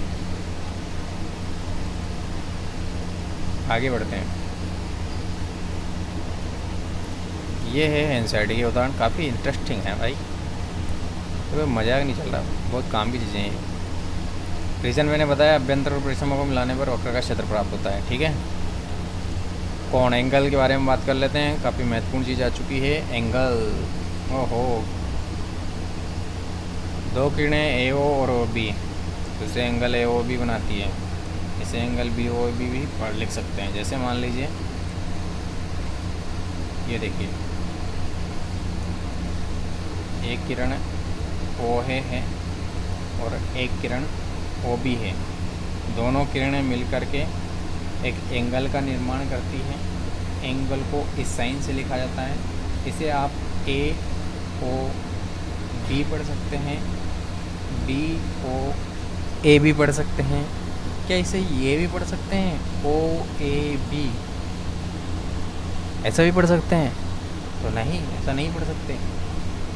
पढ़ने के लिए आपका जो एंगल वाला पॉइंट है, प्रतिच्छेदी जो बिंदु है, वो बीच में आना चाहिए, यहाँ आना चाहिए। इससे पता चलता है कि एंगल कौन सा है, एंगल ओ है, हम ओ वाले एंगल की बात कर रहे हैं, वो बीच में आना चाहिए। अगर आप इसको इधर से पढ़ेंगे ए ओ बी कहलाएगा, तब भी ओ बीच में आ रहा है, चल जाएगा। इधर से पढ़ रही है बी ओ ए, ओ बीच में आ रहा है, तो भी काम चल जाएगा। क्योंकि बीच में आना ज़रूरी है, जहाँ पर प्रतिच्छेद करती है रेखाएं, उसी से पता चलता है कि हम बात किसकी कर रहे हैं, बीच वाले की हम बात करते हैं। जैसे हमने यहाँ बात की तो ए ओ बी में हमें क्या पता चल रहा है कि हम एंगल ओ की बात कर रहे हैं, ये एंगल ओ, ठीक है। जैसे मैं बात करूँ, ये वाला कोण लीजिए आप, पी क्यू आर, और मैंने लिखा एंगल पी क्यू आर, तो बताओ मैं कौन से एंगल की बात कर रहा हूँ? शायद बीच वाले एंगल की बात कर रहा हूँ, एंगल क्यू की बात कर रहा हूँ, ठीक है। बीच वाले से पता चलता है कि हम एंगल की किस एंगल की बात कर रहे हैं। यहाँ पर ए ओ बी लिखा हुआ है, तो मतलब हम एंगल ओ की बात कर रहे हैं, ठीक है। इसे दोनों साइडों से लिखा जा सकता है, पी क्यू आर लिखो, आर क्यू पी लिखो, बात बराबर है, क्योंकि दोनों स्थितियों में हम बात ओ की कर रहे हैं। एंगल तो एक ही है, एंगल बदलता तब चीज़ें बदलती ना, एंगल तो सेम है। चलो एंगलों के कुछ टाइप्स देख लेते हैं, कोणों के कुछ प्रकार देख लेते हैं। रिज्यू कोण, रिज्यू कोण एकदम स्ट्रेट लाइन, जैसे कि मैंने बोला 180 डिग्री का कोण को हम रिज्यू कोण बोल देते हैं। अगर इधर भी 180 और 180 दोनों को मिला दे, इस पूरे कोण को, पूरा एक चक्कर को, तो इसे हम संपूर्ण बोल देते हैं, कंप्लीट हो जाता है, कंप्लीट एंगल, संपूर्ण, संपूर्ण कोण या कंप्लीट एंगल। कंप्लीट एंगल जाहिर सी बात है 180 से 180 360 हो जाएगा, और 180 का आधा कर देंगे तो क्या हो जाएगा, मैंने बताया सीधा लंब हो जाएगा, इसे हम समकोण बोल देते हैं। 90 डिग्री का होता है ये, ठीक। तो रिज्यू कोण 180 डिग्री के कोण को रिज्यू कोण, 90 डिग्री के कोण को समकोण, और संपूर्ण कोण 360 डिग्री का होता है, जिसे कंप्लीट एंगल बोलते हैं, कंप्लीट एंगल, संपूर्ण कोण। अब न्यून कोण, अधिक कोण और प्रतिवर्ती कोण क्या होता है, ठीक है, इसको देखते हैं। चलो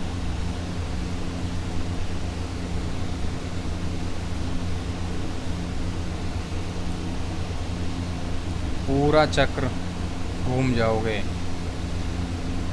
तो 360 बनेगा, आधा चक्र घुमाओगे 180 डिग्री बनेगा, आधे का भी आधा घुमा दोगे तो 90 बनेगा, ठीक है, समझ में आई बात? ओके।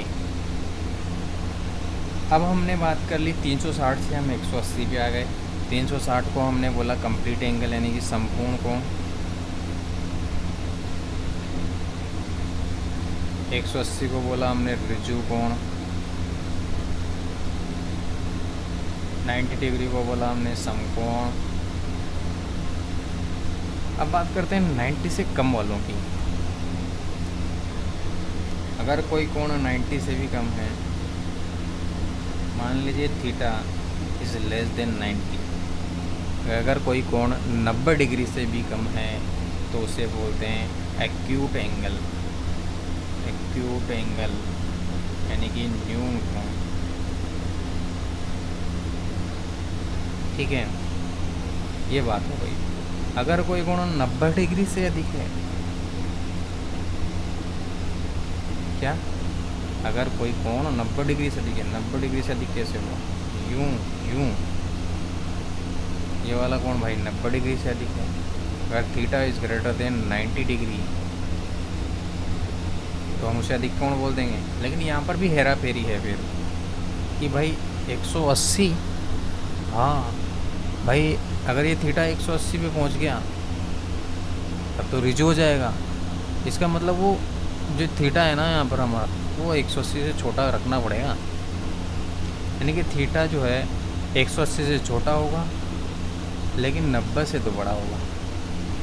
कहने का मतलब है 90 डिग्री और 180 डिग्री के बीच का जो कोण है वो है ऑब्ट्यूस एंगल कहलाता है। ऑब्ट्यूस, ऑब्ट्यूस का मतलब होता है अधिक कोण, ठीक है, ठीक है भाई। अब इसी कोणों में देखिए आप, ये न्यून कोण है थीटा, और इस थीटा के इधर भी तो एक कोण बन रहा है, तो इस वाले कोण को बोलते हैं हम रिफ्लेक्स एंगल, रिफ्लेक्स एंगल यानी कि प्रतिवर्ती कोण, प्रतिवर्ती कोण बोलते हैं इसे। ये प्रतिवर्ती कोण जो है वो आप देख रहे हैं कितना बड़ा है ये, भाई ये 180 से बड़ा है, सॉरी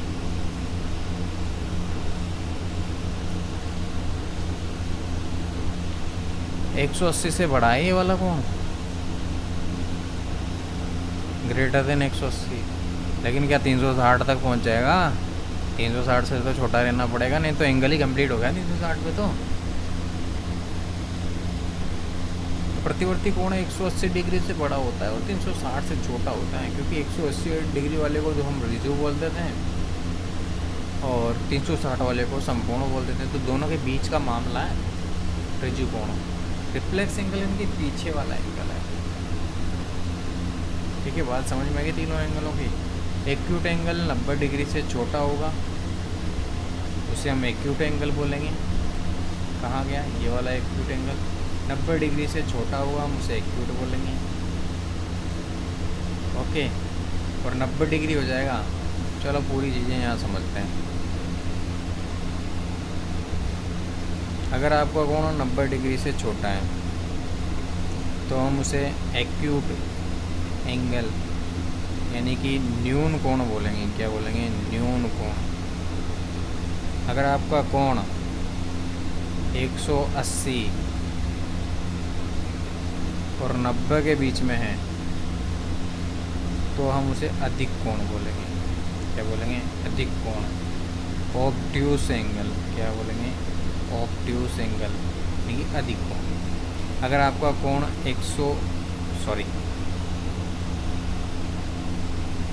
यहाँ पर एक मिस हो गया हमारा कोण। अगर आपका कोण पूरा 90 डिग्री का है तो हम उसे समकोण बोलते हैं। मैं लिखना नहीं चाह रहा था, राइट एंगल बोलते हैं उसे, क्योंकि 90 डिग्री के कोण को समकोण करना सब बच्चा जानता है। और 180 डिग्री के कोण को ऋजु कोण बोलते हैं। ऋजु कोण, ठीक है। स्ट्रेट एंगल बोल सकते हैं आप इसे, स्ट्रेट, ठीक है। उसके बाद अगर मैं बात करूं 180 से बड़ा लेकिन 360 से छोटा, कौन सा आएगा? रिफ्लेक्स एंगल, प्रतिवर्ती कोण, ठीक है। और 360 डिग्री के कोण को कंप्लीट एंगल, संपूर्ण कोण।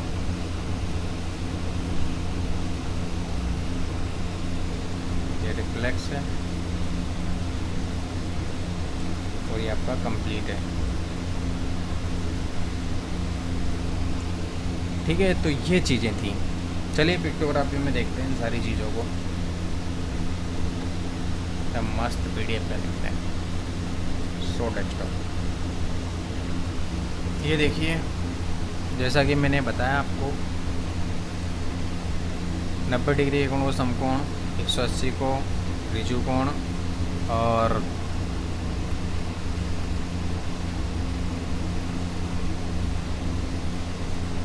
90 डिग्री से कम के कोण को न्यून कोण, 90 डिग्री से अधिक के कोण को अधिक कोण, लेकिन ऋजु कोण से कम होना चाहिए, मतलब 180 से कम होना चाहिए। समकोण से अधिक, ऋजु कोण से कम। 360 डिग्री के कोण को कंप्लीट एंगल, संपूर्ण कोण। एक प्रतिवर्ती कोण जो है वो क्या होता है? ऋजु कोण से बड़ा होता है, 180 डिग्री से बड़ा होता है। संपूर्ण कोण से छोटा होता है, 360 से छोटा होता है। ये सारी चीज़ें हमने देखी। चलो आगे बढ़ते हैं। काफ़ी टाइम लग रहा है इसमें, थोड़ा जल्दी करना पड़ेगा।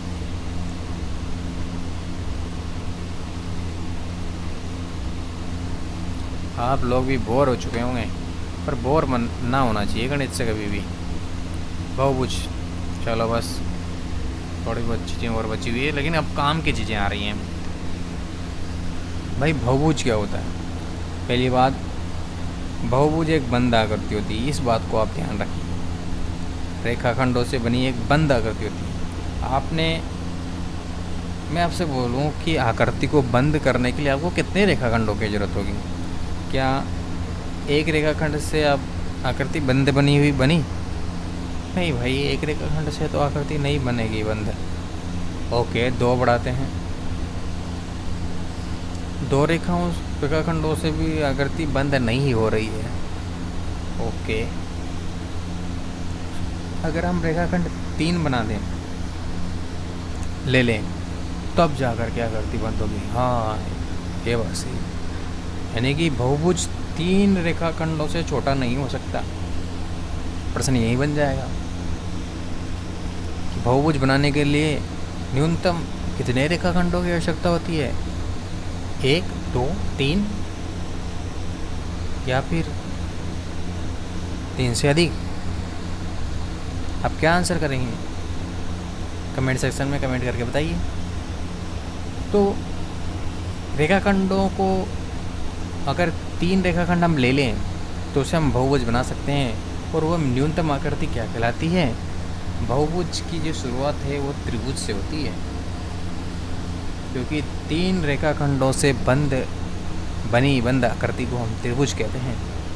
त्रिभुज का जिक्र करेंगे हम आगे। तो बहुभुज समझ में आया? बहुभुज रेखाखंडों से बनी एक बंद आकृति है, बंद आकृति, खुली नहीं, ठीक है, उसे हम बहुभुज कहते हैं। जैसे उदाहरण में ये सब आप देख रहे हैं, सारी की सारी बंद आकृतियाँ, और ये सारे के सारे बहुभुज के उदाहरण हैं। बहुभुज को बनाने वाले जो रेखाखंड हैं इन्हें हम भुजाएं कहेंगे। क्या बोलेंगे इन्हें? भुजाएं, ठीक है। इन भुजाओं के जो पॉइंट हैं, एंड पॉइंट हैं, इन्हें हम शीर्ष बोलेंगे, ठीक है। भुजा AB, भुजा BC, भुजा AB को भुजा BC की आसन्न भुजा बोलेंगे। क्या बोलेंगे? आसन्न भुजाएं। यानी कि आसन्न भुजाएं उन भुजाओं को बोलते हैं जिनके बीच में एक पॉइंट उभयनिष्ठ हो। बहुभुज की बात कर रहा हूँ मैं। बहुभुज में आसन्न भुजाएं वो कहलाती है जब दोनों भुजाओं के बीच में एक पॉइंट उभयनिष्ठ हो। जैसे कि यहाँ पे पॉइंट B उभयनिष्ठ है, तो भुजा AB जो है भुजा BC की आसन्न भुजा है, और भुजा BC भुजा AB की आसन्न भुजा है। दोनों बातों को आप कह सकते हैं, ठीक है। अगर मैं बात करूँ, ये वाली भुजा इस वाली भुजा की आसन्न भुजा है, ये वाली भुजा इस वाली भुजा की आसन्न भुजा है, ये वाली भुजा इस वाली भुजा की आसन्न भुजा है, ये वाली भुजा इस वाली भुजा की आसन्न भुजा है, ये वाली भुजा इस वाली भुजा की आसन्न भुजा है, ठीक है। आसन्न भुजा का मतलब होता है पास वाली भुजा, ठीक है। और आसन्न शीर्ष का मतलब भी होता है पास वाले शीर्ष, ठीक है। बात समझ में आ गई? अब बात करते हैं विकर्ण। विकर्ण क्या होता है? जिससे अगर मैं बात करूं, विकर्ण होते क्या? विकर्ण वो होते हैं आसन्न शीर्ष को छोड़ करके बचे हुए शीर्षों को अगर हम मिला लें तो हमें विकर्ण प्राप्त होते हैं। जैसे ये शीर्ष और ये शीर्ष, इसका आसन्न शीर्ष ये वाला शीर्ष, इसका आसन्न शीर्ष ये वाला शीर्ष। भाई इसका आसन्न शीर्ष ये वाला शीर्ष है, और इस वाले शीर्ष को हम छोड़ दें तो बचा हुआ जो शीर्ष है उससे अगर हम इसको मिला दें तो इसे हम विकर्ण कहेंगे। यानी कि हम आसन्न शीर्ष से नहीं मिलाएंगे विकर्ण में, जो बचे हुए शीर्ष हैं उनको मिलाएंगे तो हमें विकर्ण मिलेंगे, ठीक है। तो इसके 2 विकर्ण, ठीक है। अगर इस वाले में मैं मिलाऊं, ये देखो यहाँ मिलेगा विकर्ण, यहाँ मिलेगा विकर्ण, ठीक है। लेकिन त्रिभुज में मैं कहाँ मिलाऊं? इसका आसन्न शीर्ष ये रहा, इसके अलावा इसका आसन्न शीर्ष ये भी तो है, और इसका आसन्न शीर्ष ये है, ये है। इसके अलावा तो कोई शीर्ष बच ही नहीं रहा। मतलब त्रिभुज के विकर्ण नहीं होते हैं। क्या बात है यार, त्रिभुज के तो विकर्ण ही नहीं होते हैं, कहाँ से होंगे? मैंने अभी बोला आसन्न शीर्ष को छोड़ करके जो पॉइंट बचेंगे उन्हें हम मिलाएंगे तो विकर्ण बनेगा। तो यहाँ तो आसन्न शीर्ष को छोड़ करके शीर्ष ही नहीं बन रहे, तो विकर्ण कहाँ से बनेंगे? और विकर्ण बनेंगे कितने? विकर्णों की संख्या कैसे ज्ञात की जाती है इसको हम आगे देखेंगे, ठीक है। फिलहाल देखिए, बहुभुज को बनाने वाले रेखाखंड को ही हम भुजाएं कहते हैं, हमने बोला। और 2 भुजाओं में अगर एक उभयनिष्ठ एंड पॉइंट है तो उन्हें हम आसन्न भुजाएं कहेंगे, जैसा कि हमने देखा। शीर्षों को हमने देखा, 2 भुजाएं जहाँ मिलती है उस बिंदु को भुजा का शीर्ष कह देते हैं। आसन्न शीर्ष भी वही होता है, अंत बिंदु। एक ही भुजा के जो अंत बिंदु वो आसन्न शीर्ष कहलाते हैं। विकर्ण ऐसे शीर्ष जो आसन्न नहीं हैं को मिलाने से बना रेखाखंड बहुभुज का विकर्ण कहलाता है। मैंने बोला कि जो आसन्न नहीं है उन शीर्षों को आप मिलाओगे तो विकर्ण बनेगा। और त्रिभुज में ये वाली प्रॉपर्टी फुलफिल नहीं होती है। सॉरी, आगे बढ़ते हैं। आई होप आप लोगों को सब समझ में आ रहा होगा। अगर आपको मेरी वीडियो धीमी लगे ना तो स्पीड बढ़ा लीजिए, 2 की स्पीड कर लीजिए, 1.5 की कर लीजिए, कैसे भी कर लीजिए। अगर ज़्यादा लगे तो कम कर लीजिए। मेरे हिसाब से मैं ठीक पढ़ा रहा हूँ। अगर आपको, सबका अलग अलग लेवल होता है, किसी को जल्दी समझ में आता है, किसी को धीरे आता है, पर समझ में आना ये ज़्यादा महत्वपूर्ण होता है। अगर आप ज़्यादा स्पीड बढ़ा लें और आपको समझ में नहीं बैठा दिमाग में तो प्रॉब्लम हो सकती है। आपको ही खतरा है, आपकी लिए यही सब कुछ है। चलो त्रिभुजों की बात कर ही लेते हैं। फाइनली हम त्रिभुजों पे पहुंच गए। त्रिभुजों को हम 2 आधारों पे बांट सकते हैं। पहला मैंने कहा कि त्रिभुज सबसे कम भुजाओं वाला बहुभुज है, क्योंकि 3 भुजाओं से ही त्रिभुज बना है। और मैं अभी समझा के आया हूँ, सबसे कम भुजाओं वाला जो बहुभुज है वह त्रिभुज ही है।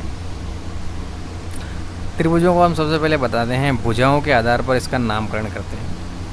ठीक है, त्रिभुज की कितनी भुजाएं होती है आप सब जानते हैं। 3 भुजाएं होती है भाई। शीर्ष 3, कोण 3। क्या ये भी कोण है? ऐसे त्रिभुज के आप कोण बनाओगे तो बन जाएंगे। इंटीरियर कोणों की बात करें, ये भी कोण बनता है। इसको आगे बढ़ा देगा तो यहाँ कोण मिल जाएगा, यहाँ कोण मिल जाएगा। तो ऐसे आप, वो बात अलग हो जाती है। फिलहाल हम अंदर के साइड की बात करते हैं त्रिभुज का जब भी हम वर्गीकरण करते हैं तो। ठीक है, भुजाओं की बात करते हैं। 3 भुजाएं होती हैं। अगर ये तीनों भुजाएं अलग अलग हैं, मान लीजिए ये त्रिभुज है, इसकी भुजा की लंबाई ये है, इसकी ये है, ये इसकी ये है, तीनों भुजाओं की लंबाई अलग अलग है, तो हम उसे विषमबाहु त्रिभुज कहेंगे। स्केलिन ट्रायंगल बोलेंगे, जिसकी तीनों भुजाएं बराबर नहीं हों। अगर 2 भुजाएं बराबर हो तो समद्विबाहु त्रिभुज बोलेंगे। आइसोसेलेस ट्रायंगल बोलेंगे। समद्विबाहु, अरे नाम से पता चल रहा है कि समद्विबाहु 2 भुजाएं, ठीक है, समान 2 भुजाएं समान हो तो समद्विबाहु। और समबाहु सारी भुजाएं बराबर हो, तीनों भुजाएं बराबर हो तो उसे हम समबाहु त्रिभुज कहते हैं। इक्विलेटरल ट्रायंगल बोलते हैं। काफ़ी आसान है। यह था भुजाओं के आधार पर त्रिभुजों का वर्गीकरण। आगे बढ़ते हैं। लगता है चीज़ें काम की आती जा रही है। कोणों के आधार पर भी देख लेते हैं। कोणों के आधार पर आसान है, जैसा कि हमने बोला एक्यूट एंगल ट्रायंगल, न्यून कोण त्रिभुज। यदि त्रिभुज के, ये इंटरेस्टिंग है, यहाँ पर भी ध्यान देने वाली बात है। बहुत सारे लोग गलती कर सकते हैं यहाँ पर। प्रत्येक कोण 90 डिग्री से कम हो, इस बात को ध्यान रखिए कि ऐसा ट्रायंगल जिसका प्रत्येक कोण 90 डिग्री से कम होना चाहिए। प्रत्येक, ये वाला कोण, ये वाला कोण, ये वाला कोण, ए बी सी, सारे कोण, angle A, angle B, angle C, तीनों के तीनों कोण क्या होना चाहिए? 90 डिग्री से छोटे होने चाहिए। तब हम उसे न्यून कोण त्रिभुज कहेंगे। जैसे फॉर एग्जांपल मान लीजिए एंगल सी कितने का है? 60 का। एंगल बी कितने का है? 60 का। तो एंगल ए कितने का है? 60 का। तो एंगल बी भी कितने का हो जाएगा? 60 का। त्रिभुज के तीनों कोणों का योग हम जानते हैं कितना होता है? 180 डिग्री। त्रिभुज के तीनों कोणों का योग कितना होता है? 80 डिग्री। 2 कोणों का योग, अगर आपको त्रिभुज को 2 कोण बता दिए जाए तो आपको तीसरा कोण बता देंगे? ठीक है, बताइए। चलो कमेंट सेक्शन में इसका आंसर बताइए मुझे। ये त्रिभुज है, इसका कोण जो है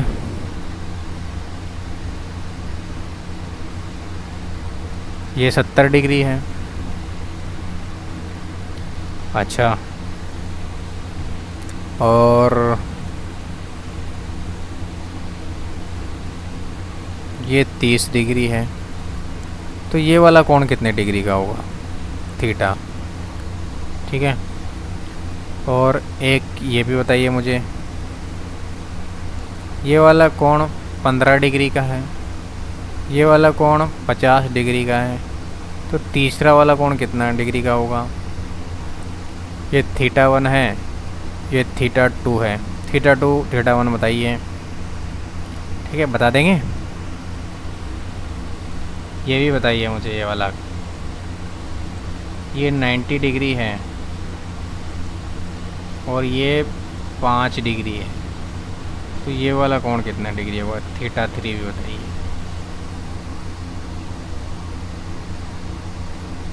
ठीक है, ये थोड़ा मैंने ऐसे ही बना रखे हैं ताकि आपकी प्रैक्टिस हो जाए। समकोण त्रिभुज जिसका कोई कोण, शब्दों पर ध्यान दीजिए भाई, मैंने बोला कोई कोण, कोई कोण क्या हो? समकोण हो। यानी कि समकोण त्रिभुज होने के लिए सीधी सीधी बात कहता है ये कि हमें सबसे मतलब नहीं है, हमें तो सिर्फ एक कोण ही हमारा समकोण हो जाए, मतलब 90 डिग्री हो जाए तो हम सेटिस्फाइड हैं।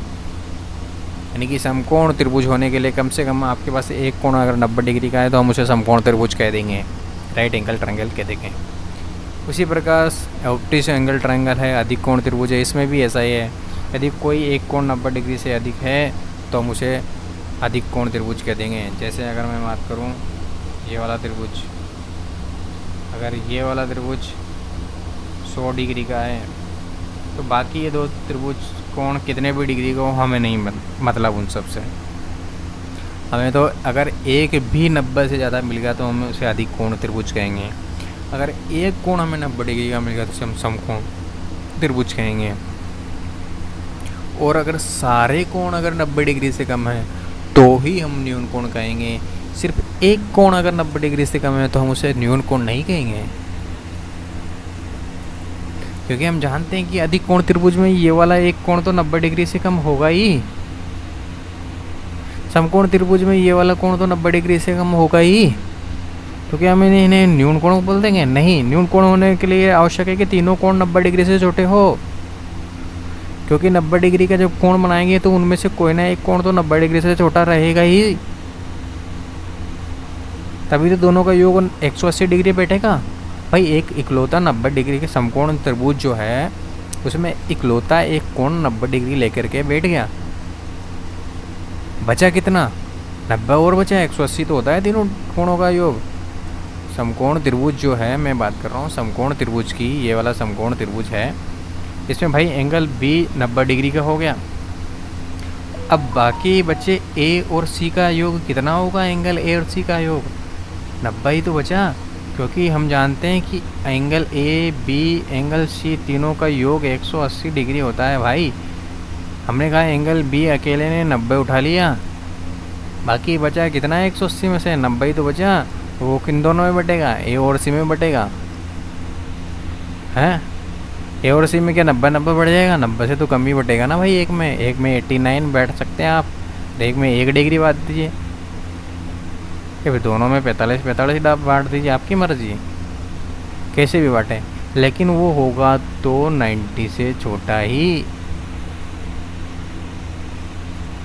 तो भाई समकोण त्रिभुज में दो कोण अगर आपके 90 डिग्री से छोटे हैं तो क्या आप उन्हें न्यून कोण त्रिभुज बोल देंगे?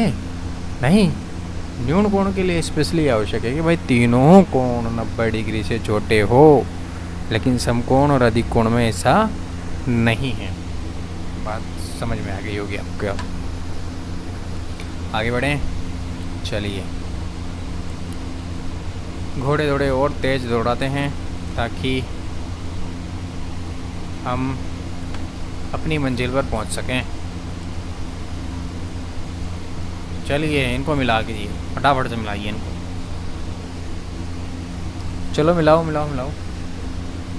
एनसीईआरटी का क्वेश्चन है, बिल्कुल आना चाहिए आपको। बताओ इधर त्रिभुज के माप दे रखे हैं, इधर त्रिभुज का प्रकार दे रखा है कि कौन से प्रकार का होगा। अगर त्रिभुज की तीनों भुजाएं समान लंबाई की हो, बैटरी लो हो चुकी है, चार्ज लगाना पड़ेगा। तब तक आप इसको मिलाइए, मैं चार्ज लगाता हूँ।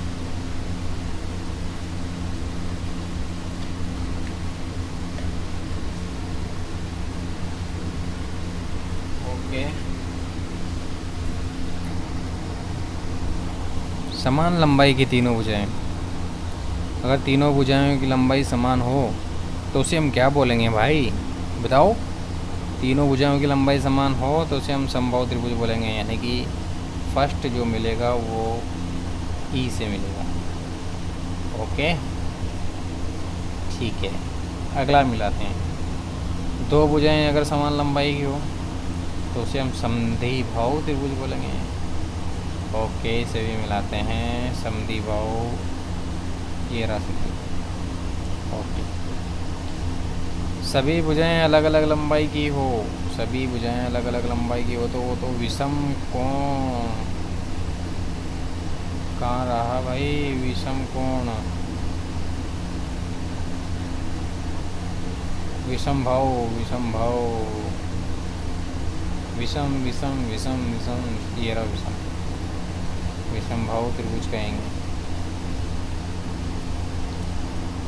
अगर तीनों कोण न्यून कोण हो तो उसे न्यून कोण त्रिभुज बोलेंगे। अगर एक कोण समकोण हुआ तो उसे समकोण त्रिभुज बोलेंगे। अगर एक भी अधिक कोण हुआ तो उसे अधिक कोण त्रिभुज बोलेंगे। दो बराबर लंबाइयों की भुजाएं, यानी कि समद्विबाहु, और साथ में एक समकोण भी, अरे वाह, तो समद्विबाहु और समकोण त्रिभुज बोलेंगे उसे। क्या बोलेंगे, समद्विबाहु समकोण त्रिभुज। मिल गए पूरे, हो गया काम, ठीक है। अब नीचे वाले आपका होमवर्क रहेगा भाई, इन्हें देख कर बताइए, केवल देख के बताना है, हम नापने मत बैठ जाना। देख कर के बताओ कि इसका नाम क्या होगा, इसका नाम क्या होगा, इसका नाम क्या होगा, इसका नाम क्या होगा, इसका इसका इसका सबके नाम ABCDEF के नाम आप कमेंट सेक्शन में कमेंट करके बताइए, ठीक है। क्या आपको समझ में बैठी बात, पल्ले पड़ी? NCERT की उदाहरण इग्नोर मत कर देना भाई। चलो आगे बढ़ते हैं, विकर्णों की संख्या का फॉर्मूला देख लेते हैं कि भाई विकर्णों की संख्या कैसे निकलना है। इसका ये फॉर्मूला, जहाँ n क्या होता है, n होता है शीर्ष, ठीक है भाई। बताओ इसमें कितने विकर्ण बनेंगे, आयत ABCD, विकर्णों की संख्या निकालते हैं। चलो इसमें आपको तो वैसे पता होगा, आयत के दो विकर्ण होते हैं। कितने विकर्ण होते हैं, दो विकर्ण। फॉर्मूले से निकालते हैं कि दो ही आते हैं क्या, कौन कौन से होते हैं, एक ये वाला विकर्ण और एक ये वाला, शायद सही से मिला नहीं, ठीक है। ये दो विकर्ण होते हैं, समझ गए ना आप। चलो निकालते हैं इससे।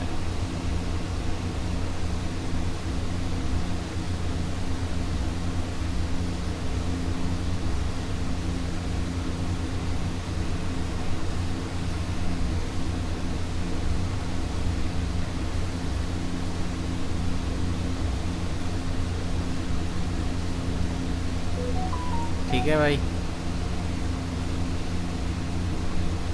इसके आपको विकर्णों की संख्या निकालनी है। हमने बोला n बराबर शीर्ष होते हैं और इसके 4 शीर्ष हैं, यानी कि n की वैल्यू 4, तो विकर्ण हो जाएंगे, विकर्णों की संख्या हो जाएगी हमारे पास विकर्ण बराबर 4 × 4 - 3 बटे 2। 4.4 में से 3 गया तो 1/2, 2 से कट गए 2 बार, 2 × 1 बराबर 2। सही बात है भाई, सही निकले इससे तो मतलब सही है। और उदाहरण लेते हैं। फॉर्मूला ऐसे अप्लाई करना है आपको, ये आपके बेसिक है, प्रैक्टिस करना आपका काम है भाई। कहाँ ज़रूरत पड़ेगी फॉर्मूले की, कहाँ आपसे विकर्णों की संख्या है पूछ लें। क्वेश्चन देखे हैं मैंने इसके, विकर्णों की संख्या याद कीजिए।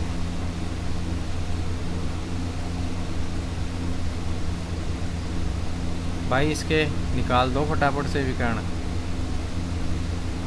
पहले तो ये बताओ ये कौन सा बहुभुज है। 1 2 3 4 5 भुजाएं हैं तो पंचभुज है। क्या है? पंचभुज। पंचभुज में विकर्णों की संख्या बताओ कितनी होगी। षटभुज में बताओ, अष्टभुज में बताओ। ये सब आपके काम है। पंचभुज में n बराबर 5 रखोगे, है ना। 1 2 3 4 5 निकालो कितने आएंगे विकर्ण।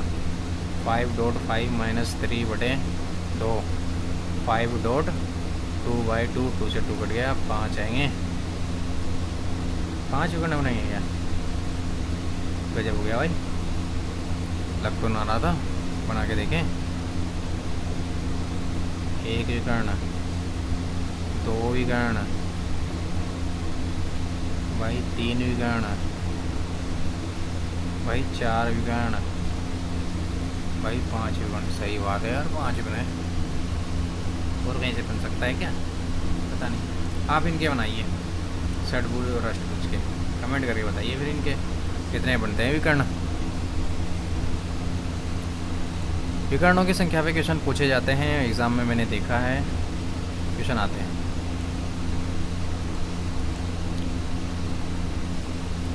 नेक्स्ट बात करते हैं अगले क्वेश्चन की ओर। ओहो, क्वाड्रिलेटरल चतुर्भुज। जाहिर सी बात है, 4 भुजाओं वाले बहुभुज को चतुर्भुज बोलेंगे, 3 भुजाओं वालों को त्रिभुज बोला तो 4 भुजाओं वालों को चतुर्भुज ही बोलेंगे। चतुर्भुज कितने प्रकार के हो सकते हैं? अरे वाह, समांतर रेखाओं के अगर 2 युग्म उपस्थित है तो उसे हम समांतर चतुर्भुज कहेंगे। जैसे, क्या बात है, समांतर चतुर्भुज। ये भुजा इस वाली भुजा के समांतर है, ये वाली भुजा इस वाली भुजा के समांतर है, तो हम इसे समांतर चतुर्भुज कहेंगे। ओके। 4 समकोण वाला समांतर चतुर्भुज आयत कहलाता है। ओहो, अगर इस समांतर चतुर्भुज के ये चारों कोण क्या हो, 90 डिग्री के हो, तो इसे हम आयत कहेंगे। ओके। अगर 4 बराबर भुजाओं वाला समांतर चतुर्भुज है, अगर ये समांतर चतुर्भुज जो हमने अभी बनाया, जिसकी दोनों भुजाओं के युग्म जो है वो समांतर होते हैं, अगर इनकी लंबाई बराबर हो चारों भुजाओं की, तो उसे हम समचतुर्भुज कहेंगे। और ये समचतुर्भुज के अगर सारे कोण 90 डिग्री के हो तो हम इसे वर्ग कहेंगे। क्या बोलेंगे? वर्ग। ठीक है, तो ये थे चतुर्भुज। ओके, आगे भी मैं आपको इसका अच्छे से समझाऊंगा, एक्सप्लेनेशन, टेंशन ना लें आप। चलो समझा ही देता हूँ। अभी आगे किसने देखा क्या हो। देखो भैया, पहला चतुर्भुज जो होता है वो होता है समलंब। समलंब चतुर्भुज, शायद उसमें नहीं था ये, ठीक है, मैं बता देता हूँ। समलंब में एक भुजा दूसरी भुजा के समांतर होनी चाहिए, इतनी रिक्वायरमेंट है। तीसरी चौथी से हमें मतलब नहीं है, यानी कि भुजाओं का एक युग्म, कम से कम एक युग्म अगर समांतर है तो उसे हम समलंब चतुर्भुज कहेंगे। यानी कि A B parallel to C D है, A B parallel to C D, तो उसे हम समलंब चतुर्भुज कहेंगे। सी ए और बी डी, जैसा कि इस चित्र में दिख रहा है कि पैरेलल है भी नहीं, क्योंकि ये आगे जा कर के प्रतिच्छेद कर जाएंगी, तो ये पैरेलल तो नहीं है। सी ए और बी डी पैरेलल नहीं है, जबकि ए बी पैरेलल है सी डी के। अगर भुजाओं का एक युग्म भी पैरेलल है, यानी कि समांतर है, तो वह समलंब चतुर्भुज कहलाएगा। ध्यान रखना इस बात को। ए बी पैरेलल बिल्कुल है सी डी के, तो वह समलंब चतुर्भुज है। ओके, लेकिन इसी स्थिति में ए बी पैरेलल तो सी डी था ही, ए बी पैरेलल तो सी डी था ही, अगर ए सी पैरेलल हो जाए बी डी के, ए बी पैरेलल तो था ही सी डी के, अगर ए सी भी पैरेलल हो जाए बी डी के, यानी कि एक युग्म तो ये समांतर, दूसरा युग्म ये भी समांतर हो जाए, चारों भुजाएं तो दो युग्म बनेंगे भाई। एक तो ये वाला युग्म भुजाओं का, एक ये वाला युग्म भुजाओं का। भाई दोनों युग्म अगर समांतर हो जाए तो हम इसे बोलते हैं समांतर चतुर्भुज। क्या बोलते हैं इसे? समांतर चतुर्भुज। याद रखना, समलंब चतुर्भुज और समांतर चतुर्भुज में क्या अंतर है। समलंब चतुर्भुज में तो केवल और केवल भुजाओं का अगर एक युग्म भी समांतर है तो उसे समलंब कहेंगे। अगर दोनों युग्म समांतर है तो उसे समांतर चतुर्भुज कहेंगे। और तीसरा चतुर्भुज जो होता है वो होता है समचतुर्भुज।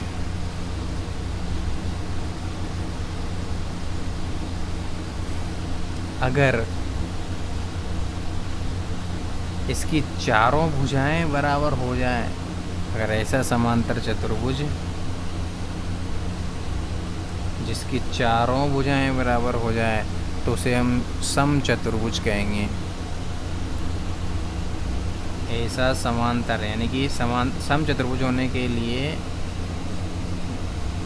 इन दोनों रेखाओं के युग्म का समांतर होना अनिवार्य है, और दूसरी बात इनकी चारों भुजाएं भी बराबर होनी जरूरी है, तो हम इसे समचतुर्भुज कहेंगे। बाकी आयत और वर्ग वो आप जानते हैं। आयत जिसकी आमने सामने की भुजाएं बराबर होती है, प्रत्येक कोण 90 डिग्री का होता है। तो आप इसमें देख रहे हैं समांतर चतुर्भुज में आमने सामने की भुजाएं बराबर होती हैं। अगर इस समांतर चतुर्भुज का प्रत्येक कोण 90 डिग्री हो जाए तो ये आयत कहलाए, क्योंकि इसकी आमने सामने की भुजाएं तो बराबर होती हैं। अब इसकी चूंकि चारों भुजाएं बराबर हैं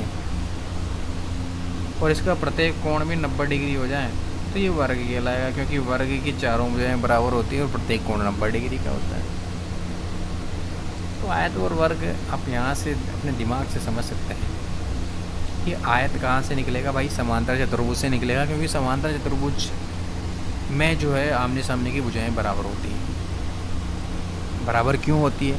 क्योंकि हमने बोला कि दो भुजाओं का जो युग्म है वो समांतर है, और समांतर कब होता है? जब दूरियां बराबर होती है।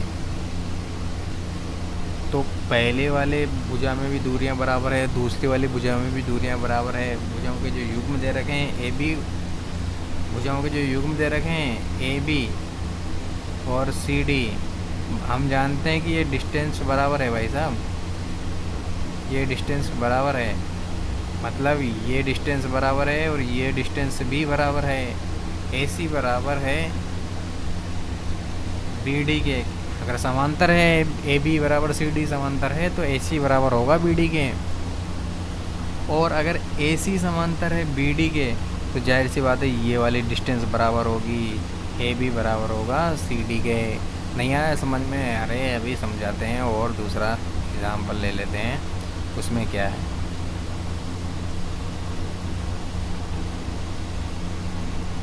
ये लो जी,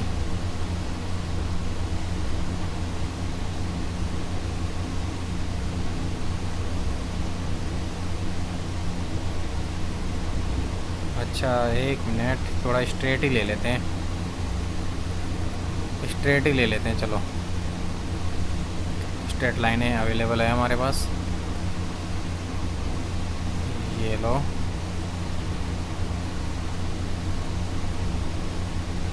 चलो थोड़ी एआई अपन भी यूज कर लेते हैं।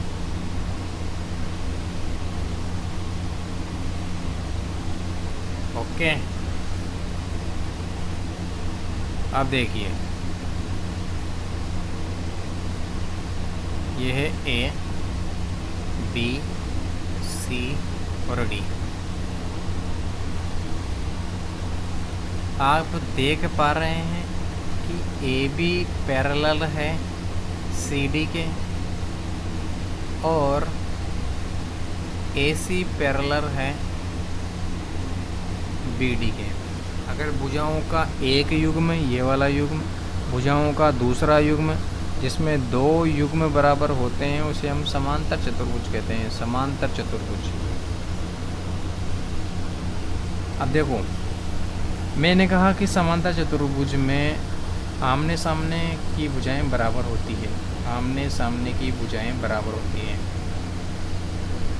ये कैसे हुआ? तुक्का थोड़ी ना है। देखो ये कंसेप्ट आएगा समांतर से। समांतर भुजाओं की डेफिनेशन मैंने आपको समझाई थी।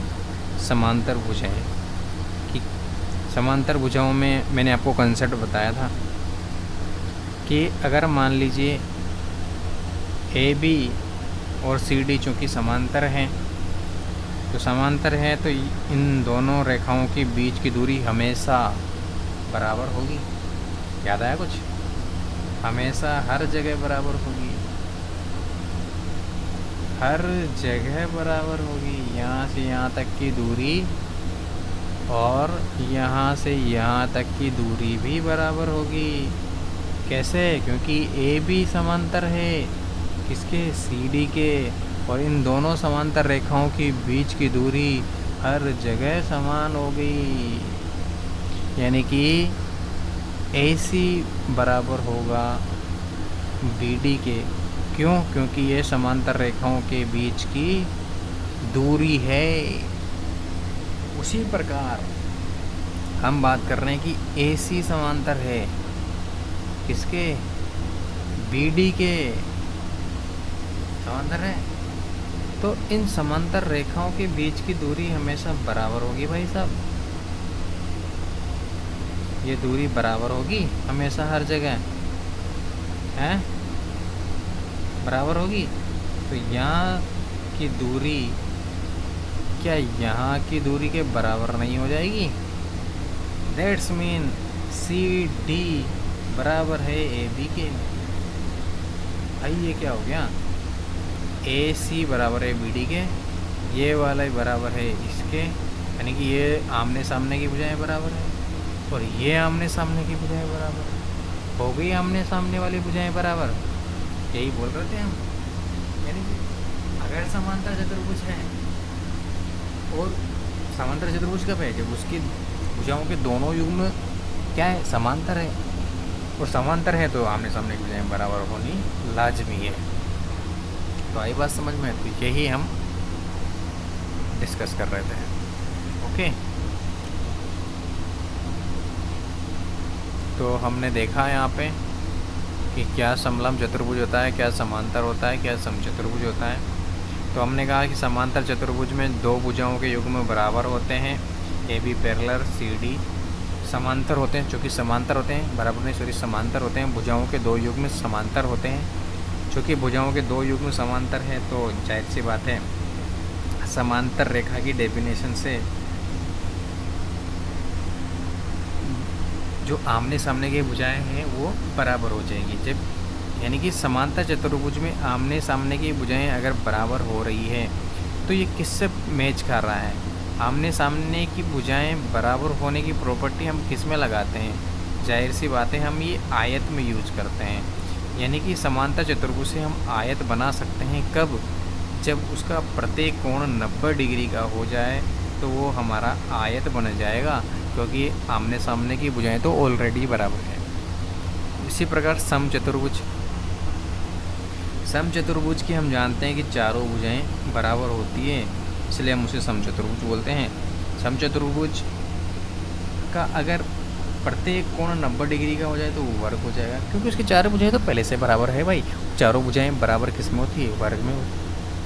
अगर उसके कोण भी 90 डिग्री के करते हैं तो पूरा वर्ग बन जाएगा। तो ये सारी चीज़ें आई होप आपको समझ में आ गई होगी कि आयत क्या है, वर्ग क्या है, समलंब चतुर्भुज क्या है, समांतर चतुर्भुज क्या है, समचतुर्भुज क्या है। ठीक है, तो ये था। अब आगे देखते हैं। आई होप आप लोगों को समझ में आ गया होगा।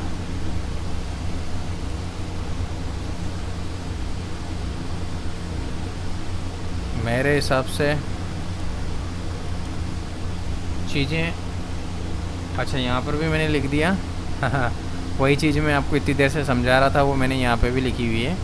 चतुर्भुज की आमने सामने की भुजाएं बराबर होने पर उसकी विपरीत भुजाएं हमेशा समांतर होगी। ठीक है, यानी कि समांतर भुजाएं हैं तो उसकी विपरीत भुजाएं बराबर होगी। ठीक है, दोनों बात एक है। चलो आगे पढ़ते हैं। शायद ये द एंड हो गया। हाँ ओके, तो ये क्लास 6 की ज्योमेट्री जो है आपकी वह ख़त्म हो गई। क्लास 6 में आपके पास ज्योमेट्री इतनी ही दी हुई थी। तो इस तरह से क्लास 6 की ज्योमेट्री का एंड होता है। आई होप आप लोगों को समझ में आया होगा। अगर आपको कोई दिक्कत आती है, कुछ समस्या है, तो आप प्लीज़ कमेंट करके ज़रूर बताएं।